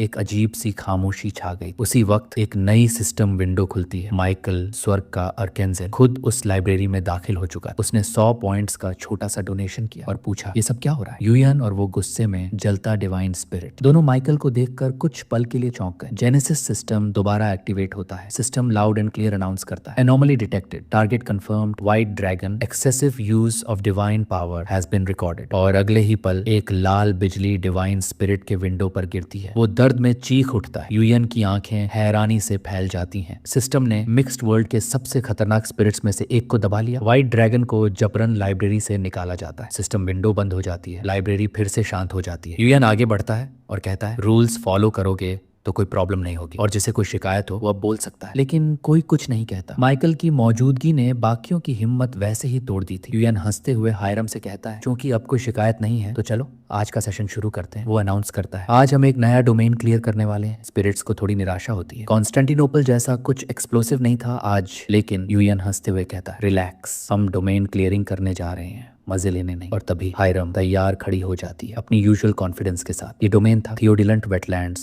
घना जंगल, कीचड़ से भरी जमीन, एक अजीब सी नमी, कुछ अलग ही तरह की ठंडक थी वहाँ। स्पिरिट्स भी अग्री करते हैं, आज का डोमेन कुछ अलग लग रहा है। युयान कहता है, पहले हमें बाउंड्री ट्रेस करनी होगी, फिर हम स्ट्रैटेजी डिस्कस करेंगे। लेकिन तभी पीछे से किसी की आवाज आती है, दोनों मुड़ते हैं। 4 कलेक्टर उनके सामने खड़े थे। उनमें से एक, जो शायद उनका लीडर था, पोलाइटली पूछता है, अगर आप बुरा ना माने तो क्या हम सब साथ हंट कर सकते हैं? युयान जवाब देता है, हाँ हम 2 ही हैं। लीडर कहता है, हमारी टीम में पहले 6 लोग थे, लेकिन 2 साथी मिशन में मारे गए, अब हम 4 हैं और इस डोमेन को अकेले क्लियर करना मुश्किल है। हायरम का माथा सिकुड़ता है, क्या इन्हें नहीं पता मैं कौन हूँ? क्या इन्हें मेरा फार्म डिस्ट्रॉयर वाला निकनेम भी नहीं पता? वो साफ साफ मना करने ही वाली थी, लेकिन युयान आगे आता है और कहता है, सही समय, हम भी टीममेट्स ढूंढ रहे थे। हायरम हैरान रह जाती है, ये लोग तो बस फार्मिंग के लिए आए हैं। लेकिन तभी उसकी नजर पड़ती है उस ग्रुप की एक लड़की पर, ब्लॉन्ड, सुंदर और उसकी बॉडी। वो घबरा जाती है, इतनी खूबसूरत लड़की के साथ युयान कहीं ज्यादा इंप्रेस ना हो जाए। वो खुद से ही लड़ने लगती है, अगर मैं डाइट पर जाऊं तो शायद मैं भी ऐसी दिख सकती। युयान उसकी तरफ देखता है, वो अब तक सीरियस एक्सप्रेशन में खड़ी थी, आंखों में एक जमी हुई नाराजगी। उसने धीरे से कहा, हेलो, आप सभी से मिलकर अच्छा लगा। उसकी आवाज में वो यूजुअल किलर वाइब थी। ग्रुप थोड़ा कंफ्यूज्ड हो जाता है, ये लड़की इतनी डरावनी क्यों लग रही है? ग्रुप अपना सामान लेने चला जाता है और युयान पीछे मुड़ता है। हायरम अब भी उसी अंदाज में खड़ी थी। तुम्हें समझना चाहिए कि हर किसी का टेस्ट अलग होता है, वो कहती है, अपनी आंखों में जलन छुपाते हुए। युयान कुछ समझ नहीं पाता, क्या अगर मैं स्लिम हो जाऊं तो शायद मैं भी वैसी दिख सकूं? उसकी आंखों में आंसू आने लगते हैं, लेकिन तभी युयान अचानक थोड़ा उसके करीब आ जाता है। हायरम का चेहरा लाल हो जाता है। तुम क्या करने वाले हो? यहीं डिवाइन स्पिरिट्स देख रहे हैं। लेकिन युयान उसकी बातों पर ध्यान नहीं देता। वो धीरे से कहता है, सावधानी से सुनो, वो लोग जिनके साथ हम पार्टनर करने जा रहे हैं वो कॉर्प्स लूटर्स हैं। और हायरम सुनकर सन्न रह जाती है। दूसरी तरफ वही ग्रुप एक मरे हुए कलेक्टर की लाश लूट रहा था। शायद ये वही 2 लोग थे जिनके बारे में उन्होंने कहा था कि वो मर गए। उनका लीडर बड़ी तसल्ली से उसकी जेबें टटोल रहा था। ये लोग सिर्फ चोर नहीं थे, ये वो लोग थे जो दूसरों की कहानियां चुरा कर जीते थे, क्योंकि खुद की कोई कहानी लिखने की हिम्मत उनमें थी ही नहीं। हायरम की आंखों में गुस्सा, क्या ये सब हमसे बस हमारी स्टोरीज चुराने के लिए जुड़े थे? युएन ने जवाब दिया, सिर्फ स्टोरीज के लिए नहीं, इन चोरों में कुछ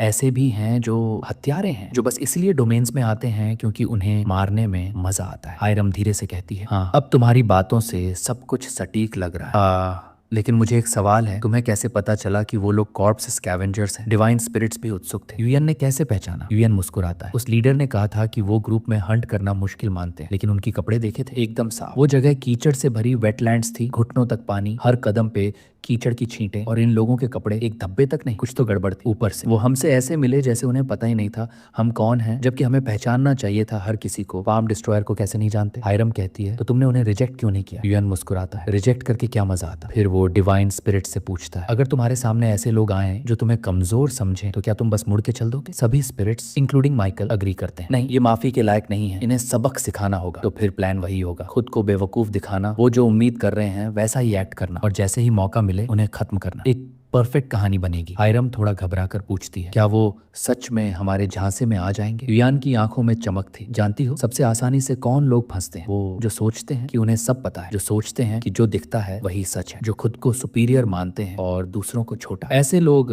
युयान की सबसे पसंदीदा शिकार होते हैं। थोड़ी देर बाद एक घिनौना बुलबसौर टाइप मॉन्स्टर सामने आता है। हायरम एक ही बार में उसे काट देती। ग्रुप लीडर उसकी तारीफ करता है। वो ब्लॉन्ड लड़की भी, जो पहले थोड़ी इनसिक्योर थी, अब उसकी तारीफ में झूठी मुस्कान लिए आगे आती है। लीडर थोड़ा टेंस हो जाता है, ये लड़की इतनी स्ट्रांग कैसे है? उधर युयान धीरे धीरे ग्रुप से अलग हो रहा था। लीडर पूछता है, कहाँ जा रहे हो? युयान कैजुअली जवाब देता है, बस एक छोटा सा काम है। लीडर कहता है, अकेले डेंजरस है, योंगुन तुम्हारे साथ जाएगा। एक सिल्वर हेयर्ड लड़का नर्वसली वही मान जाता है, लेकिन उसकी चालों में बेचैनी थी। हायरम बस दूर खड़ा देख रहा था, कहने को कुछ नहीं, लेकिन उसकी आंखें सब देख रही थी। युयान टेलीपैथी से हायरम को वार्न करता है, अब ये लोग कुछ करने वाले हैं, अलर्ट रहना, जरूरत पड़ी तो दखल देना। दूसरी ओर युयान और योंगुन जंगल के उस हिस्से में पहुंचते हैं जहां कोई और नहीं था। युयान उसे ऑब्जर्व करता है, उसकी चाल, उसकी आंखें, वो बेचैन था। सब ठीक है? युयान ने पूछा। योंगुन डरते डरते बोला, तुम तुम यूएन हो ना? यूएन ने सिर हिलाया। फिर वो लड़का धीरे से फुसफुसाया, भाग जाओ, जितना दूर जा सकते हो अभी भागो। स्पिरिट्स ये सुनकर शॉक थे। योंगुन का चेहरा पसीने से भीगा हुआ था। वो तीनों लोग वो मर्डरर्स हैं, मैं बस जिंदा रहने के लिए उनके साथ हूँ। उन्होंने मुझे जबरदस्ती अपने साथ घसीट लिया और कहा कि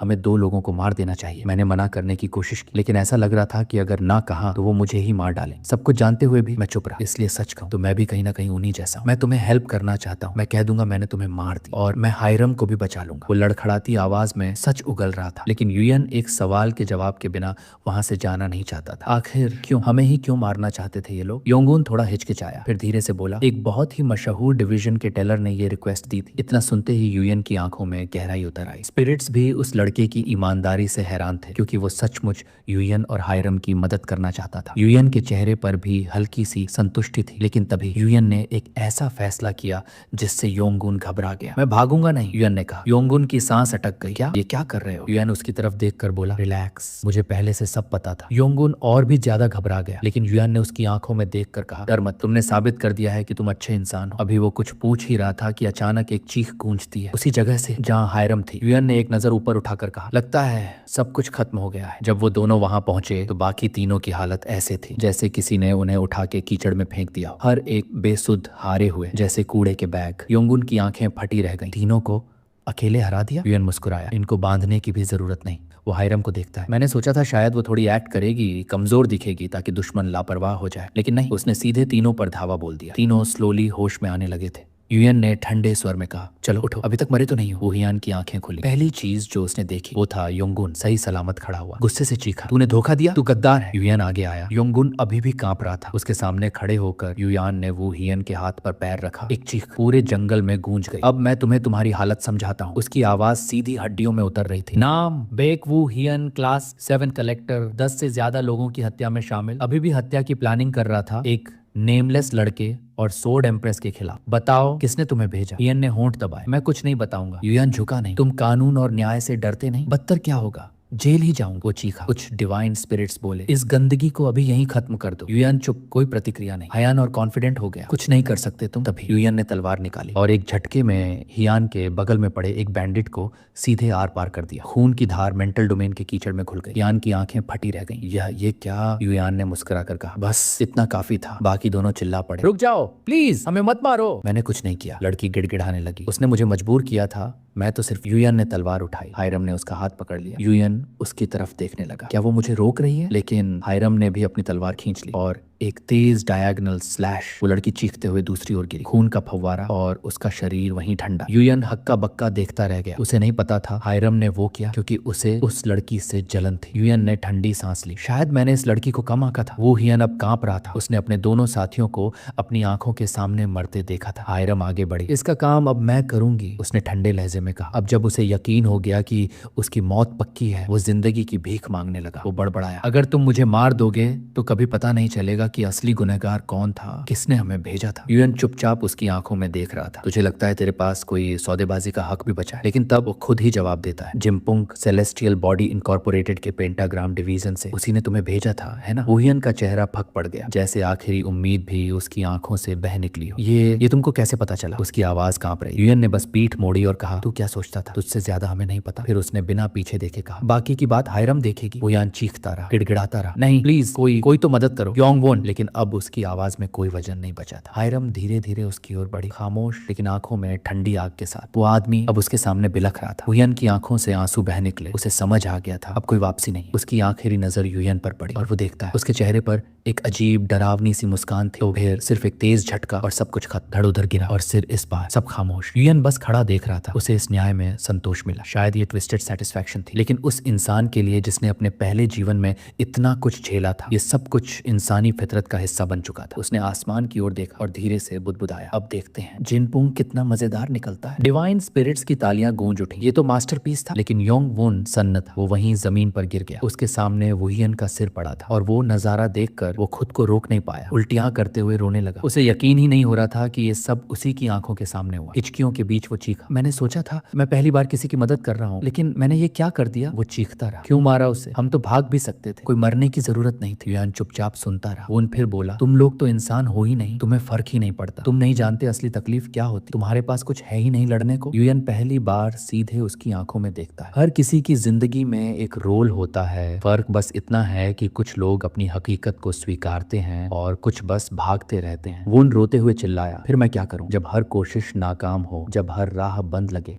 यूएन गहरी सांस लेकर कहता है, तू सोचता है ये दुनिया सिर्फ तेरे इर्द गिर्द घूमती है, इसलिए तू हार को दुनिया की सच्चाई मान बैठा है। असलियत ये है, दुनिया तुझे जानती भी नहीं, न वो तुझसे कुछ चाहती है, न तुझसे कोई शिकायत है। लेकिन अगर तू वाकई कुछ बदलना चाहता है तो तुझे सबसे पहले अपनी नजरिया बदलना होगा। लोगों को दिखा कि तू क्या है और क्या बन सकता है। माना ये आसान नहीं होगा, लेकिन हार मान लेना उससे भी बुरा है जब तूने अभी तक कोशिश ही नहीं की। उस भारी गूंजती स्पीच के बाद यूएन बस चुपचाप वहां से चला गया। हायरम थोड़ी उलझी सी बोली, उसे यूं ही छोड़ देना ठीक रहेगा? यूएन एक हल्की मुस्कान के साथ जवाब देता है, वो ठीक रहेगा, शायद अभी नहीं, लेकिन एक दिन जरूर। और फिर दोनों वापस मुड़े उस डोमेन की ओर जो अब तक अधूरा था। हायरम आगे बढ़ती गई और इस बार वो अनस्टॉपेबल थी। हर एक मॉन्स्टर, हर एक रुकावट उसकी तलवार के सामने जैसे कागज की तरफ हट रही थी। और फिर वो पहुंचते हैं लेप्रेसी के पास, एक राक्षसी पौधा जो इस डोमेन का आखिरी बॉस था, कांटों से लिपटा, जहर से भरा और जमीन से उठती बांस के साथ। लेकिन हायरम की आंखों में कोई डर नहीं था। एक भारी छलांग, हवा में घूमती हुई तलवार और एक साफ कट, लेप्रेसी का सिर जमीन पर गिर पड़ा। इतना आसान? यूएन ने हल्के से कहा। उन दोनों को रिवॉर्ड्स मिलते हैं, नए टाइटल्स, बॉस की रीजन और एक नया story fragment, the weed puller. Domain अब धीरे धीरे ढाने लगा, जैसे किसी पुराने सपने की परतें उतर रही। हिरम को एक बात ने हैरान किया, सारा कीचड़, वो सड़न, सब अचानक गायब हो गया। यूएन ने गर्दन हिलाई। बॉस मरते ही सब मिट जाता है सिवाय जख्मों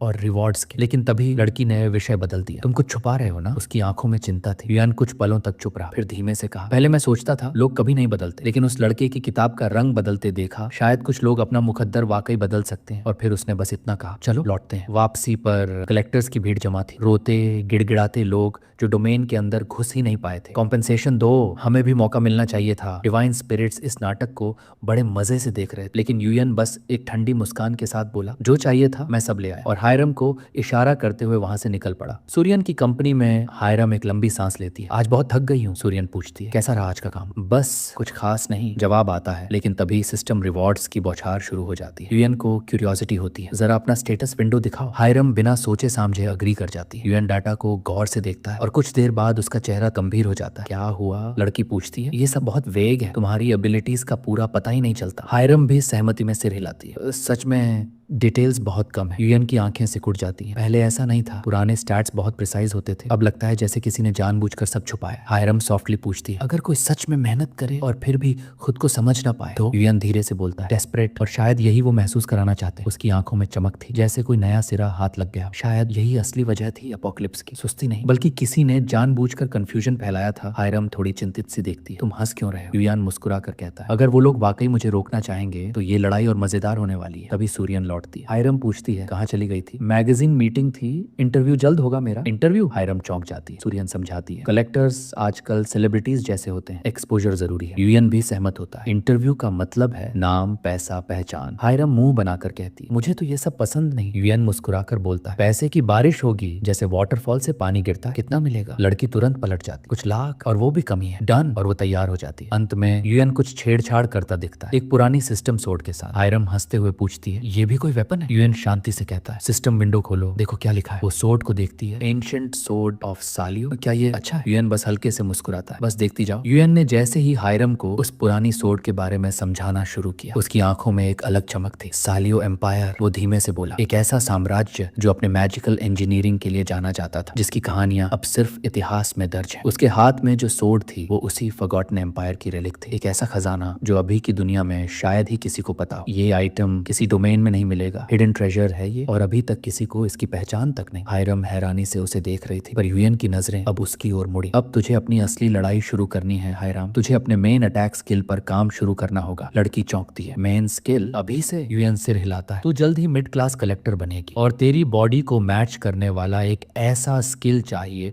जो किसी हाई टियर स्टोरी के लायक हो। तेरा ग्रोथ रेट असामान्य है, सालों का सफर तूने हफ्तों में पार कर लिया, अब तुझे उस गति को संभालने लायक बनना होगा। हायरम धीरे से पूछती है, हाई लेवल स्टोरीज बहुत एक्सपेंसिव होती है ना? यूएन मुस्कुराता है, अगर सही रास्ता पता हो तो सब कुछ फ्री में भी हासिल हो सकता है। शॉप खोलो, सर्च करो थंडर स्टेप्स। हायरम कुछ ही सेकंड में उसे ढूंढ निकालती है। कॉस्ट थी सिर्फ 100 पॉइंट्स, फिर दूसरा नाम थंडर बर्जर्कर और तीसरा स्टॉर्म फ्यूरी। सूर्यन बीच में बोल पड़ती है, ये तीनों तो यूजलेस स्किल्स माने जाते हैं। थंडर स्टेप्स जिसकी स्पीड कोई संभाल नहीं पाया, थंडर बर्जर्कर जो शरीर को ऐंठ देता है, और स्टॉर्म फ्यूरी एक बेहुदा सोड टेक्निक। हायरम उलझ गई, क्या वाकई इन्हें सीखना सेफ होगा? यूएन उसकी आंखों में देखता है और बस एक सवाल पूछता है, तू मुझ पर भरोसा नहीं करती? और बस लड़की के चीक्स गुलाबी हो गए। ट्रस्ट, मैं तो जान भी दे सकती हूँ। और तुरंत तीनों स्टोरीज खरीद डालती। अब क्या तीनों एक साथ सीख लो? यूएन गर्दन हिलाता है, हाँ अब। जैसे ही उसने स्किल्स को बॉडी में अब्सॉर्ब किया, बिजली की लहरें उसके शरीर से फूटने लगी। सूर्यन पीछे हट गई और यूएन एकदम उसके सामने आ खड़ा हुआ। उसने अपनी पुरानी सोड लाइटनिंग के बीच में डाली और तभी वो सोड बदलने लगी। ब्लेड चमकने लगा, आकार, बनावट सब कुछ एक नई रूप में ढल रहा था। सूर्यन की सांसें थम गई और यूएन भी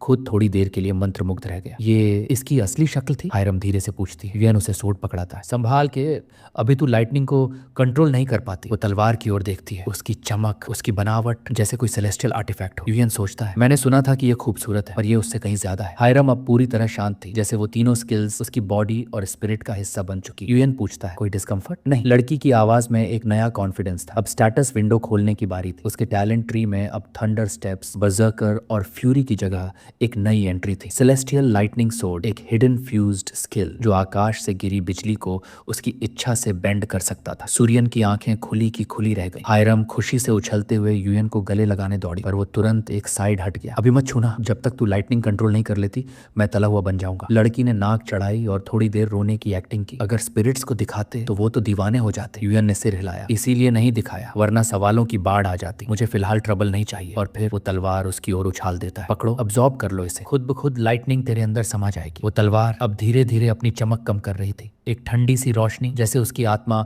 खुद बुझने लगी हो। सूर्यन की नजर उस पर पड़ी, फौरन उसने यूएन का हाथ पकड़ लिया और थोड़ा खींचते हुए बोली, तुमसे अकेले में बात करनी है। इस बार यूएन ने भागने की कोशिश नहीं की। हैरानी की बात है, वरना हर बार वो ऐसे मौकों से खिसक जाता था, पर अब शायद वो जान चुका था इससे बचा नहीं जा सकता। सूर्यन ने बिना किसी भूमिका के सीधा सवाल दागा, तुमने हायरम को बैटरी बना दिया क्या? यूएन का जवाब सीधा था, आंखों में कोई शर्म नहीं। जो किया उसी के लिए किया, ताकि उसकी मदद कर सकूं, और देखो काम कर गया ना। सूर्यन के चेहरे पर झुंझलाहट थी। वो कांपती आवाज में बोली, अगर उसके साथ कुछ हो गया तो मेरी पूरी कंपनी जलकर राख हो जाएगी, इसलिए चिंता कर रही हो? यूएन की आवाज में हल्की चुभन थी। सूर्यन ने पलटकर जवाब दिया, और क्या करूं, मेरे इंश्योरेंस और ऑफिस दोनों उसके नाम पर चल रहे हैं। उसका जवाब सुनते ही यूएन के चेहरे पर एक हल्की सी मुस्कान आई। हाँ, ये लड़की भी आम नहीं है, उसने मन में सोचा। तभी उसकी स्क्रीन पर एक नया नोटिफिकेशन चमका। ओल्ड मैन ने भेजा था, the association message, I found Choi Doyun. एक पल को यूएन के दिल की धड़कन थम सी गई। मुझे जाना होगा। हायराम की ओर मुड़कर उसने कहा, तलवार से दूर मत जाना, मुझे कुछ निपटाना है। और फिर वो सीधा दौड़ पड़ा एसोसिएशन की ओर। मुझे वहां जाना भी चाहिए या नहीं? भागते हुए यूएन खुद से सवाल कर रहा था। उससे कोई लेना देना नहीं। फिर क्यों? जब सामने आऊंगा क्या मैं गुस्सा हो जाऊंगा, या शायद कुछ भी महसूस ना हो, पता नहीं, पर एक बार मिलना तो बनता है। एसोसिएशन पहुंचते ही वो रिसेप्शनिस्ट से कहता है, जॉन मो से मिलना है। पर कॉल करने से पहले ही वो बूढ़ा आदमी सामने आ गया, चलिए मेरे साथ। मीटिंग रूम में अकेले बैठे हुए ओल्ड मैन ने पहली ही बात में पूछ लिया, तुम और चॉय दोयून के बीच क्या रिश्ता है? यूएन ने थोड़ी देर सोचकर कहा, मैं उसे नहीं जानता, बस नाम सुना है। बूढ़ा संतुष्ट सा देखा, अपने रोब से एक पुराना फोटो निकाला और उसे यूएन की तरफ बढ़ाते हुए पूछा, क्या ये वही है जिसे तुम ढूंढ रहे थे? यूएन जैसे कांप उठा, हाँ ये वही है, यही है। वो कहाँ है अभी? आवाज में एक बेचैनी थी। ओल्ड मैन धीरे से बोला, 10 साल पहले जब अर्थ मिक्स्ड वर्ल्ड से जुड़ी, उस दिन कुछ हुआ था, यूनिफिकेशन डे। रियलिटी की सारी बाउंड्रीज टूट गई थी, स्टोरीज हकीकत बन गई, और उस दिन बहुत सारे लोग अचानक गायब हो गए। दोयून उनमें से एक था। यूएन की सांसें थम गई। कुछ लोग वापस आए, पर वो लोग इंसान नहीं थे, मॉन्स्टर बन चुके थे। कभी कभी कोई जिंदा भी लौटता, पर वो भी बदला हुआ। कुछ सालों बाद उन्हें रिटर्नीज कहा जाने लगा, पर दोयून उनमें से नहीं था, कम से कम अभी तक। यूएन की आंखें उस तस्वीर से चिपकी हुई थी। क्या मेरी पिछली जिंदगी में भी उसका गायब होना हुआ था? उसका जजमेंट, उसकी ताकत, शायद इसी घटना ने उसे शेप किया था। ओल्ड मैन की आवाज ने उसे फिर से खींच लिया, उसकी माँ आज भी उसे ढूंढ रही है। यूएन चौंक गया, उसकी माँ, वो तुमसे मिलना चाहती है, शायद तुम ही उसके बेटे की आखिरी कड़ी हो। यूएन कुछ पल चुप रहा, फिर खड़ा हो गया, मिलूंगा, लेकिन बाद में, और अगर कभी जरूरत पड़ी फिर मदद चाहिए होगी। ओल्ड मैन ने मुस्कुराते हुए कहा, अगर तुम हो तो हमेशा मिल जाएगी। यूएन ने तस्वीर को और कसकर पकड़ा और दिल ही दिल में सोचा, क्या मेरे अपने माँ बाप अब भी जिंदा है? क्या मैं इस दुनिया में वाकई मौजूद हूँ? यूएन की आंखें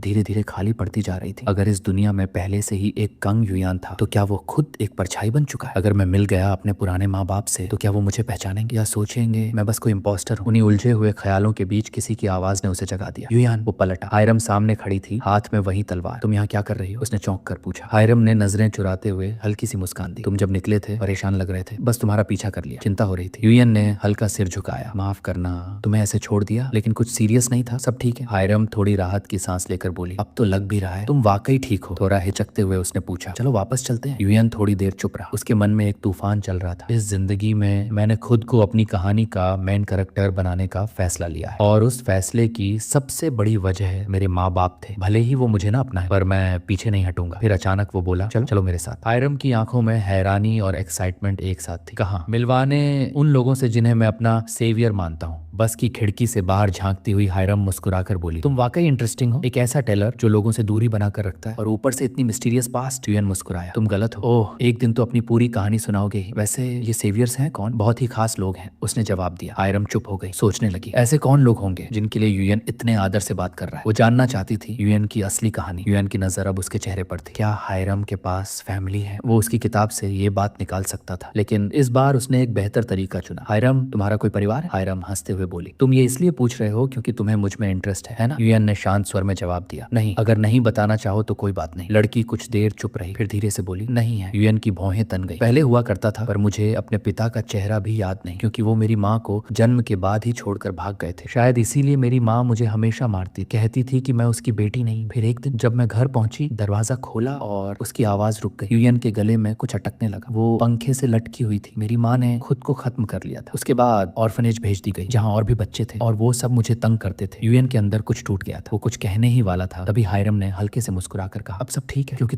तुम्हारी वजह से मुझे अब पता है मैं क्या बनना चाहती हूँ। उसकी मुस्कान के पीछे जो टूटन छुपी थी, वो सिर्फ एक एम्प्रेस की नहीं, एक बच्ची की चीख थी। युयान ने उसकी तरफ देखा और कहा, मैं कभी तुम्हें छोड़कर नहीं जाऊंगा। लड़की शर्माते हुए बोली, और मैं भी कभी ऐसा नहीं करूंगी। बस रुकी। युयान ने बाहर देखा और उसके चेहरे का रंग उड़ गया। हर चीज वैसी ही थी। वो प्लेग्राउंड, वो रास्ते, वो टपरी, हर जगह यादों की परछाइयां तैर रही थी। वो जगह जहाँ मैं स्कूल बंक करता था, जहाँ माँ मुझे ढूंढ लेती थी। तभी किसी ने पीछे से चिल्लाया, कंग्यूरा फिर से क्लास बंक कर रही है, कल चली जाऊंगी? ओके, एक लड़की ने जवाब दिया और पास से गुजर गई। युयान ने उसकी तरफ देखा और वो वहीं जम गया। सामने उसकी ही तरह की एक लड़की, वही आंखें, वही एनर्जी। वो उसकी फीमेल वर्जन थी। एक पल को ऐसा लगा मल्टीवर्स सच है, और ये उसका सबूत। उसकी सांसें रुक गई। हायरम की तलवार अब उसकी कमर पर थी, और युयान अपनी जगह पर जड़ हो चुका था। सामने वह लड़की, उम्र और चेहरा लगभग वैसा ही जैसा उसका अपना बचपन। वो दोनों एक दूसरे को घूरते रहे बिना कुछ कहे, बस एक हल्की सी शौक। फिर अचानक कोई चिल्लाया, यूरा, कितनी बार कहा है, जो अपनी जिम्मेदारियों से भागता है वो कभी सफल नहीं हो सकता। लड़की ने पलटकर जवाब दिया, मम्मा प्लीज ये लेक्चर अभी मत दो। युयान वहीं खड़ा रह गया। उसकी आंखें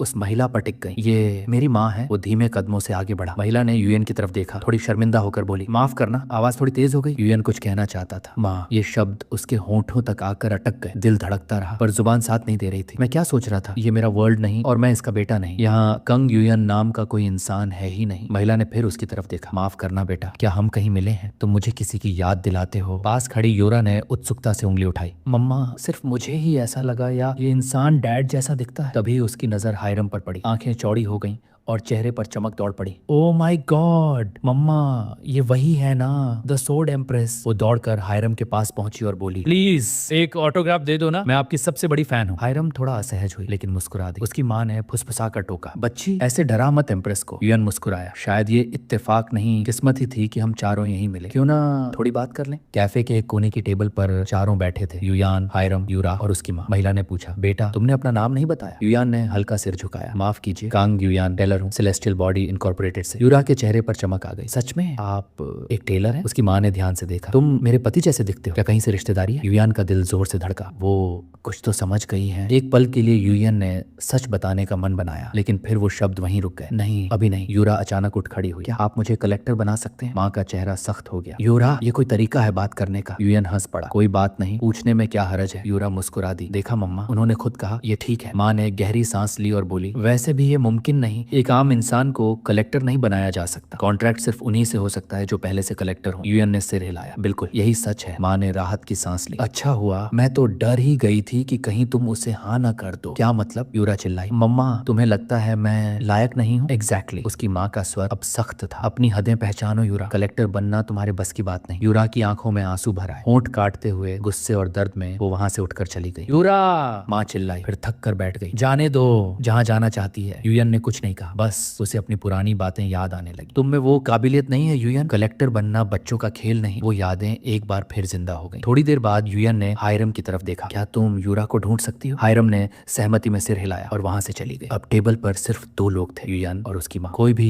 सिर्फ इसीलिए अपना रास्ता नहीं छोड़े क्योंकि उसमें टैलेंट नहीं है। महिला ने हल्की मुस्कान के साथ सिर हिलाया। सपना देखना जरूरी है, पर एक सच ये भी है, सपनों से जिंदगी नहीं चलती। फिर भी यूएन बोला, वो तुम्हारी बेटी है और कलेक्टर का काम जितना मुश्किल हो, सपनों को मारना उससे भी खतरनाक है। महिला चुप रही, फिर थोड़ी झुंझलाहट से बोली, तो फिर क्या करूं? उसे जाने दो। यूएन ने बस धीरे से कहा, आपने सिर्फ उसे सच्चाई दिखाई है। ये रास्ता कितना खतरनाक हो सकता है। अगर इसके बावजूद वो पीछे नहीं हटती तो फिर उसे रोकने का कोई मतलब नहीं बचता। उसकी माँ थोड़ा चौंकी। यूएन ने अपनी बात पूरी की। इसका मतलब ये होगा कि वो अब इस रास्ते पर पूरी समझदारी और होश में चलने का फैसला कर चुकी है। क्या आपको उसकी हिम्मत कमजोर लगी? कई बार किसी एक इंसान के कहे गए शब्द या एक छोटी सी कोशिश किसी के भाग्य को बदल सकती है। शायद आप बस एक बार ईमानदारी से उससे बात करें और यकीन करें, हो सकता है आपकी बेटी का रास्ता और भी साफ हो जाए। हर सपना आसान नहीं होता, लेकिन अगर वो उसका सपना है तो उसे पूरा करने का हक भी है। यूएन की आंखें चमक रही थी, उसमें एक सच्चे विश्वास की गहराई। आप बस एक बार, एक आखिरी बार उसकी उड़ान पर भरोसा कीजिए। उसकी माँ की आंखों में हल्की नमी उतर आई। शायद मैंने उसे रोकते रोकते उसकी काबिलियत ही दबा दी थी। थोड़ा रुक कर वो मुस्कुराई। तुम्हारी बातों में मेरे बेटे जैसी झलक दिखती है। तुम उसे बहुत ज्यादा मिलते हो, मानो बड़ा होकर वहीं बन गया। यूएन हल्का हंसा, थोड़ा असहज होकर। तभी कैफे का दरवाजा खुला। यूरा और हायरम अंदर आई, लेकिन यूरा का चेहरा अब भी उतरा हुआ था। यूएन ने उसकी माँ से इजाजत ली। अगर आप कहें तो क्या मैं उससे अकेले में बात कर सकता हूँ? उन्होंने हामी भरी और यूएन यूरा के पास पहुंचा। चलो थोड़ा टहलते हैं। वो बिना कुछ बोले साथ चल दी। थोड़ी देर चुप रहने के बाद यूएन ने पूछा, तुम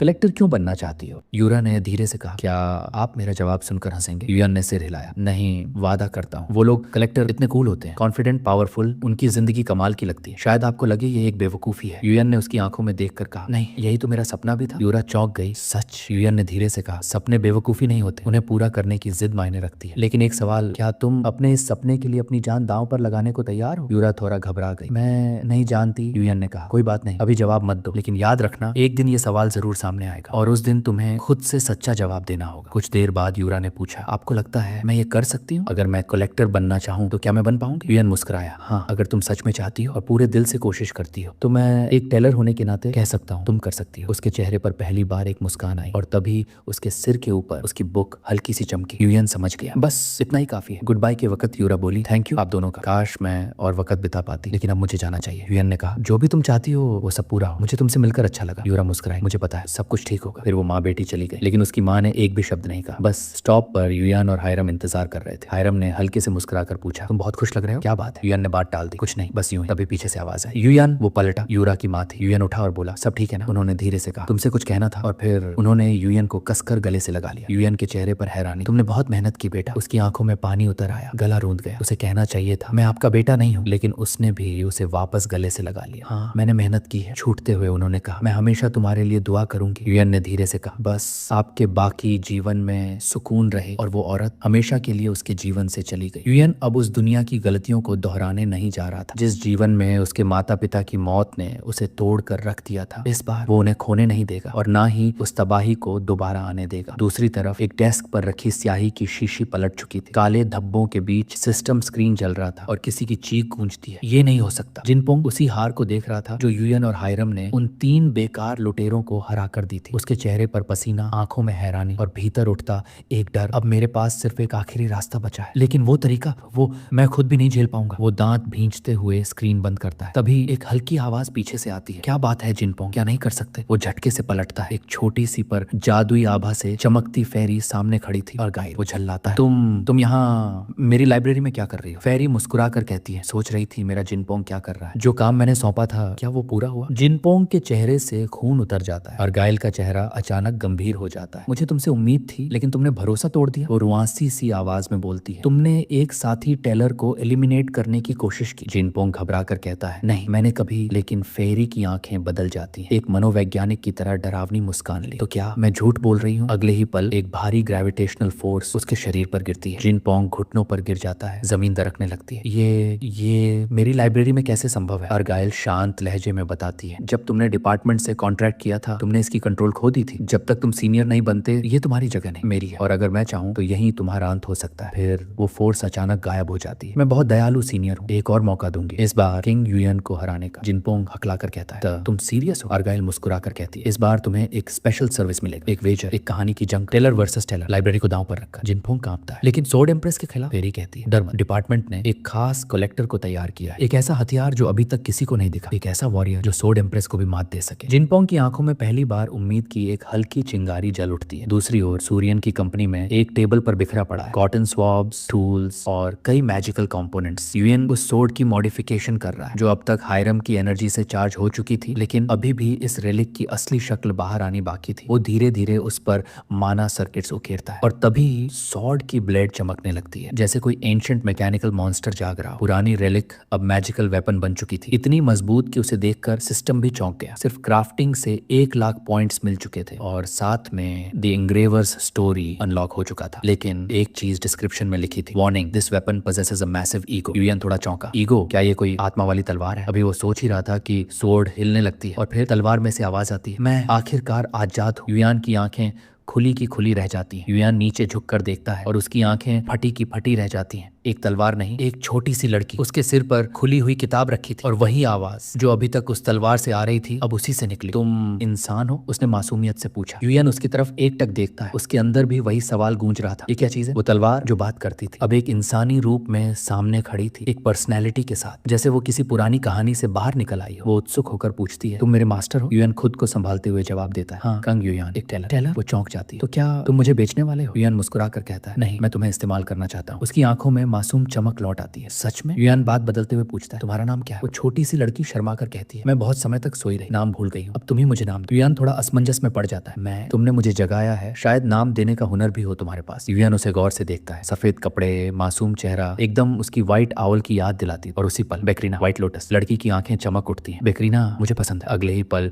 ऊर्जा की लहर उसके शरीर से निकलती है और फिर अब से तुम ही मेरे मास्टर। और साथ ही यूएन को मिलती है the story of the one who inherited what was forgotten और नया टाइटल, रिकॉर्डर। लेकिन तभी बेक्रीना चिल्ला उठती है। यूएन घबरा कर पूछता है, क्या हुआ? वो उसकी तरफ देखती है, तुम रीइंकार्नेटेड हो? यूएन का दिल जोर से धड़कता है, इसने मेरी कहानी पढ़ ली? कुछ पल वो चुप खड़ा रहता है, फिर धीरे धीरे सच बता देता है, सब कुछ, अपनी पिछली जिंदगी से लेकर आज तक। बेक्रीना ध्यान से सुनती है, फिर मुस्कुराते हुए कहती है, तो इसीलिए तुमने मुझे खोज निकाला, लेकिन किसी को नहीं पता था कि मेरी ईगो थी, सिर्फ तुम ही मुझे पूरी तरह जगा पाए। यूएन भी मुस्कुरा कर कहता है, अब से तुम बहुत सी कहानियां देखोगी। वो अपनी उंगली बढ़ाता है, बेक्रीना भी अपनी छोटी सी उंगली बढ़ाकर टच करती है। Deal seal. कुछ समय बाद एक खुला हरा मैदान में केवल यूएन और हायरम खड़े हैं। यूएन पूछता है, रेडी? हायरम सिर हिलाती है। यूएन अपनी लाइब्रेरी खोलता है और चंद पलों में 2163 डिवाइन स्पिरिट्स जुड़ जाते हैं लाइव स्ट्रीम से। यूएन सबको ग्रीट करता है, कुछ दिनों की छुट्टी के बाद हम वापस आ गए हैं। स्पिरिट्स उत्सुक हो उठते हैं, कौन सी कहानी आज? लेकिन तभी यूहान, एक कड़वी सी आवाज गूंजती है। यूएन पलट कर देखता है, जिनपोंग, तुमसे एक रिक्वेस्ट है, एक चुनौती, स्टोरी टेलिंग बैटल। सारे डिवाइन स्पिरिट्स एकदम झूम उठते हैं। बेक्रीना अचानक प्रकट होती है, ये क्या हो रहा है? यूएन समझाता है, ये 2 टेलर्स के बीच एक वेजर होता है जिसमें कलेक्टर की स्किल का फैसला होता है और हारने वाले की लाइब्रेरी विजेता को मिल जाती है। बेक्रीना की आंखें फैल जाती हैं, इतना खतरा? जिनपोंग चिल्लाता है, क्या तुम डर रहे हो यूएन? यूएन धीमे से मुस्कुरा कर कहता है, हो सकता है, लेकिन मैं नहीं मानता, मैं ये चैलेंज अस्वीकार करता हूँ। स्पिरिट्स मायूस हो जाते हैं, जिनपोंग का चेहरा गुस्से से लाल हो जाता है। कावर्ड। यूएन उसकी तरफ देखता है, कभी कभी जीतने से ज्यादा जरूरी होता है सही वक्त का इंतजार करना। बेक्रीना, वो सोर्ड स्पिरिट, धीरे से पूछती है, तुमने सच में उस चुनौती को ठुकरा दिया? यूएन हल्के से मुस्कुराया, हाँ, ठुकरा दिया। मुझे परवाह नहीं कि और लोग क्या सोचते हैं। दूसरे ये चुनौती ईगो के लिए स्वीकार करते हैं, मैं नहीं। लेकिन जिनपोंग को ये बात हजम नहीं हुई। क्या तुम्हारे अंदर कोई सम्मान नहीं बचा यूएन? वो गरज कर बोला। यूएन पलट कर उसकी आंखों में सीधा देखता है, तू मुझसे सम्मान की बात कर रहा है? ये पूरी चाल तो तुझने पहले से बिछा रखी थी ताकि जब मैं लाइब्रेरी खोलूं तू मुझे लाइव चैलेंज करे और मैं शर्म से मना ना कर सकूं। स्पिरिट्स भी अब जिनपोंग की चालाकियों से खफा थे। उसके अपने सब्सक्राइबर्स गुस्से में आकर कंप्लेंट फाइल करने की बात कर रहे थे। यूएन ने माहौल शांत करने की कोशिश की, चलो इतना बड़ा मामला मत बनाओ, ये बस एक न्यू कमर्स मिस्टेक है। शायद उसे समझ नहीं आया कि कब चैलेंज करना चाहिए था। वो जिनपोंग को एक बिगिनर की तरह ट्रीट कर रहा था, जानबूझकर, ताकि उसका लाइब्रेरी डैमेज ना। लेकिन तभी एकाएक दोनों के स्ट्रीम्स पर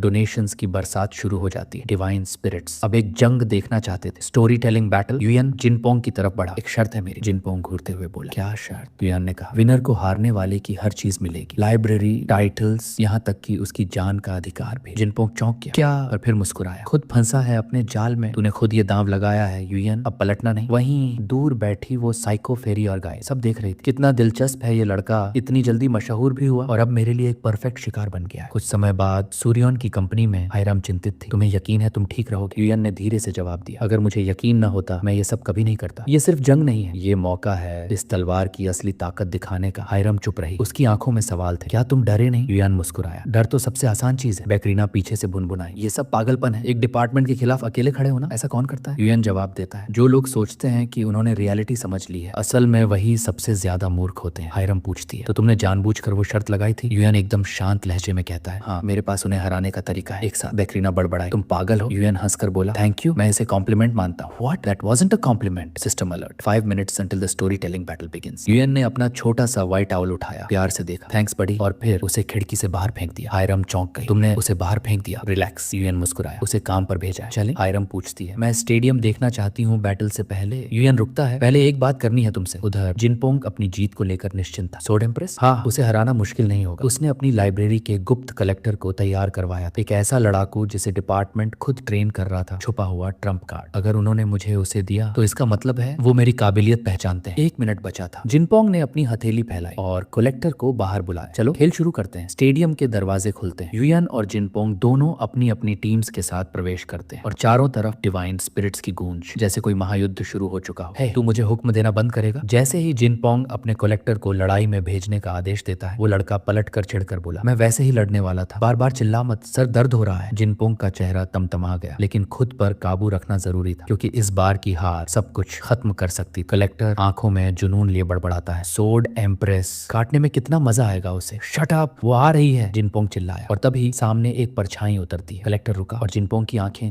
एकदम चौड़ी हो गई। वो कोई लड़की नहीं थी, वो था युयन, तलवार म्यान में और होठों पर एक आत्मविश्वास से भरी मुस्कान। जिनपोंग कोच की तरह किनारे खड़ा, कलेक्टर्स आमने सामने। भीड़ में से कुछ एवेटार्स बड़बड़ा रहे थे, डिवाइन स्पिरिट्स। ये क्या तमाशा है? टेलर खुद लड़ रहा है, ये अलाउड है? और जवाब आया, रूल्स में मना नहीं किया गया। व्हाइट लोटस भी चिंता में पड़ गई, क्या ये ठीक है? पर युयन शांत था। उसने देखा एक गहरी लाल आभा उस आदमी के चारों तरफ चमक रही थी। बैकरीना फुसफुसाई, ये आदमी आम नहीं है। युयन ने उसकी बुक उठाई, सिल्वर कवर, मतलब एवरेज। लेकिन जैसे ही उसने पन्ने पलटे, उसकी सांस अटक गई। Jack the ripper. युयन का चेहरा एकदम सफेद पड़ गया। ये वही सीरियल किलर है जो अगले साल रियल वर्ल्ड में कलेक्टर्स को मारना शुरू करेगा और कोई उसकी पहचान नहीं जान पाएगा। एंड ऑफ डेज था। और तब जाकर दोयुन ने उसे खत्म किया था। अब युयन जान चुका था, अगर मैं इसे अभी नहीं रोकता तो दर्जनों मासूम लोग मारे जाएंगे। पेंटाग्राम, फिर वही नाम। पिछली जिंदगी में भी ये ही सबके पीछे था और अपोकलिप्स से जुड़ा हुआ था। दूसरी तरफ हायरम एक रूम में बैठी बैटल देख रही थी, चेहरे पर चिंता, दिल में डर। मुझे वहां होना चाहिए था। अगर युयन को कुछ हो गया तो मैं खुद को कभी माफ नहीं कर पाऊंगी। फ्लैशबैक में वो लड़ाई से पहले का पल जहां युयन ने कहा था, तुम नहीं जाओगे, ये मेरी लड़ाई है, तुम मेरी कलेक्टर हो। हायरम चिल्लाई थी, मुझे लड़ने दो। युयन ने शांति से जवाब दिया था, अगर मैं कोई आम टेलर होता तो ये लड़ाई तुम्हारी होती, लेकिन मैं अलग हूँ। हायरम चुप थी, पर युयन ने देख लिया था, उसकी आंखों में था डर। तुम्हें मुझ पर भरोसा नहीं है? युयन की आवाज धीमी थी। हायरम ने झिझकते हुए माना, सच है, तुम मुझ पर विश्वास करते हो, पर मैं नहीं कर पाती। और फिर अचानक युयन ने अपना हाथ उसके सिर पर रखा, धीरे से कहा, डोंट वरी, मैं उतना कमजोर नहीं हूँ जितना तुम सोचती हो। हायरम की आंखें चमकने लगी, गाल लाल हुए और उसका दिल धड़क उठा। युयन ने मुस्कुराकर कहा, आज मैं सबको साबित कर दूंगा कि वो बेवजह चिंतित था, और ये भी कि जो लोग उस पर हंसते थे वो सब गलत थे। Back to present. हायरम अब भी घबराई हुई थी, लेकिन इस बार उसने खुद से कहा, लेकिन आज मैं उस पर भरोसा करूंगी क्योंकि वो मेरा टेलर है। अंततः युद्ध शुरू हो चुका था। मंजर एकदम बदल चुका था। चारों ओर पुराने यूरोपीय स्टाइल इमारतें, जैसे कोई पुराना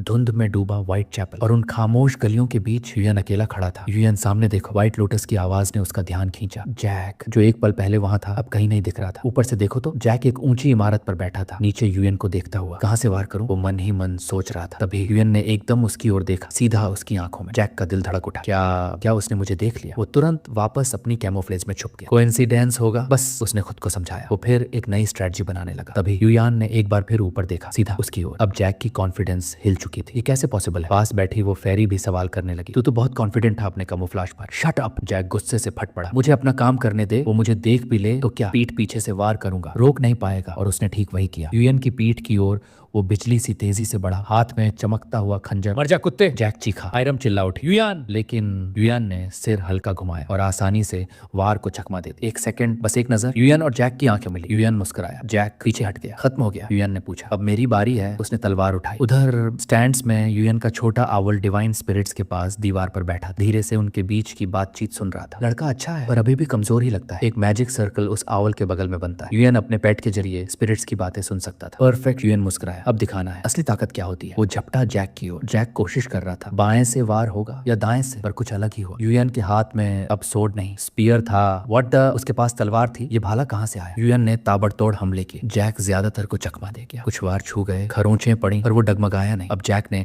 स्टैंस चेंज और वेपन रेंज समझ ली। अब मैं भी सीरियस हो रहा हूँ। ऊंचाई से युयान ने छलांग लगाई, हाथ में वो भाला तैयार, सीधा जैक के ऊपर वार करने के लिए। नीचे खड़ा हुआ जैक हंस पड़ा। तू पागल है क्या? इतने दूर से मेरा बाल भी नहीं छू सकेगा। पर अगले ही पल भाला उसके कंधे के आर पार हो चुका था। जैक चीखते हुए पीछे गिरा। एक छुरा उसके हाथ से छूटकर जमीन पर गिर गया। ये कैसे किया तूने? वो जमीन पर बैठा हैरान नजरों से युयान को घूर रहा था। युयान ने बस एक शांत जवाब दिया, क्योंकि तू पूरी तस्वीर देख ही नहीं पा रहा था। भाले की लंबाई। युयान मुस्कुराया। अब वो मेरे कद से भी बड़ा हो चुका। जैक बौखला गया। चीटर, ये चीटिंग है। युयान ने हल्का सा कंधा उचकाया। स्किल इश्यू, खुद की गलती है। और ध्यान से लड़। गुस्से से कांपते हुए जैक फिर से झपटा। अब तो तुझे दर्दनाक मौत दूंगा। उसने वार करने ही वाला था कि युयान से नीली रोशनी निकली और सीधा जैक के चेहरे पर पड़ी। आंखें चौंधिया गईं। और जब दोबारा देखा, युयान के हाथ में अब ढाल थी। ये बदला कैसे? जैक हक्का बक्का रह गया। तू हथियार नहीं बदल रहा था, तेरा हथियार बदल रहा था खुद। युयान ने ढाल को तलवार में बदला और सीधा वर्टिकल स्लैश मारा। जैक ने जैसे तैसे रोका, लेकिन युयान फिर से वार करता है। अब हथियार था फ्लेल। जैक के पैरों के बीच जमीन फटी। वो बाल बाल बचा। फिर लेटरल स्विंग। अब हथियार एक्स बन चुका था। दीवार चटक गई। जैक जमीन पर गिर पड़ा, चेहरा सहमा हुआ, हांफता हुआ। ऐसा हथियार होता कैसे है? और तू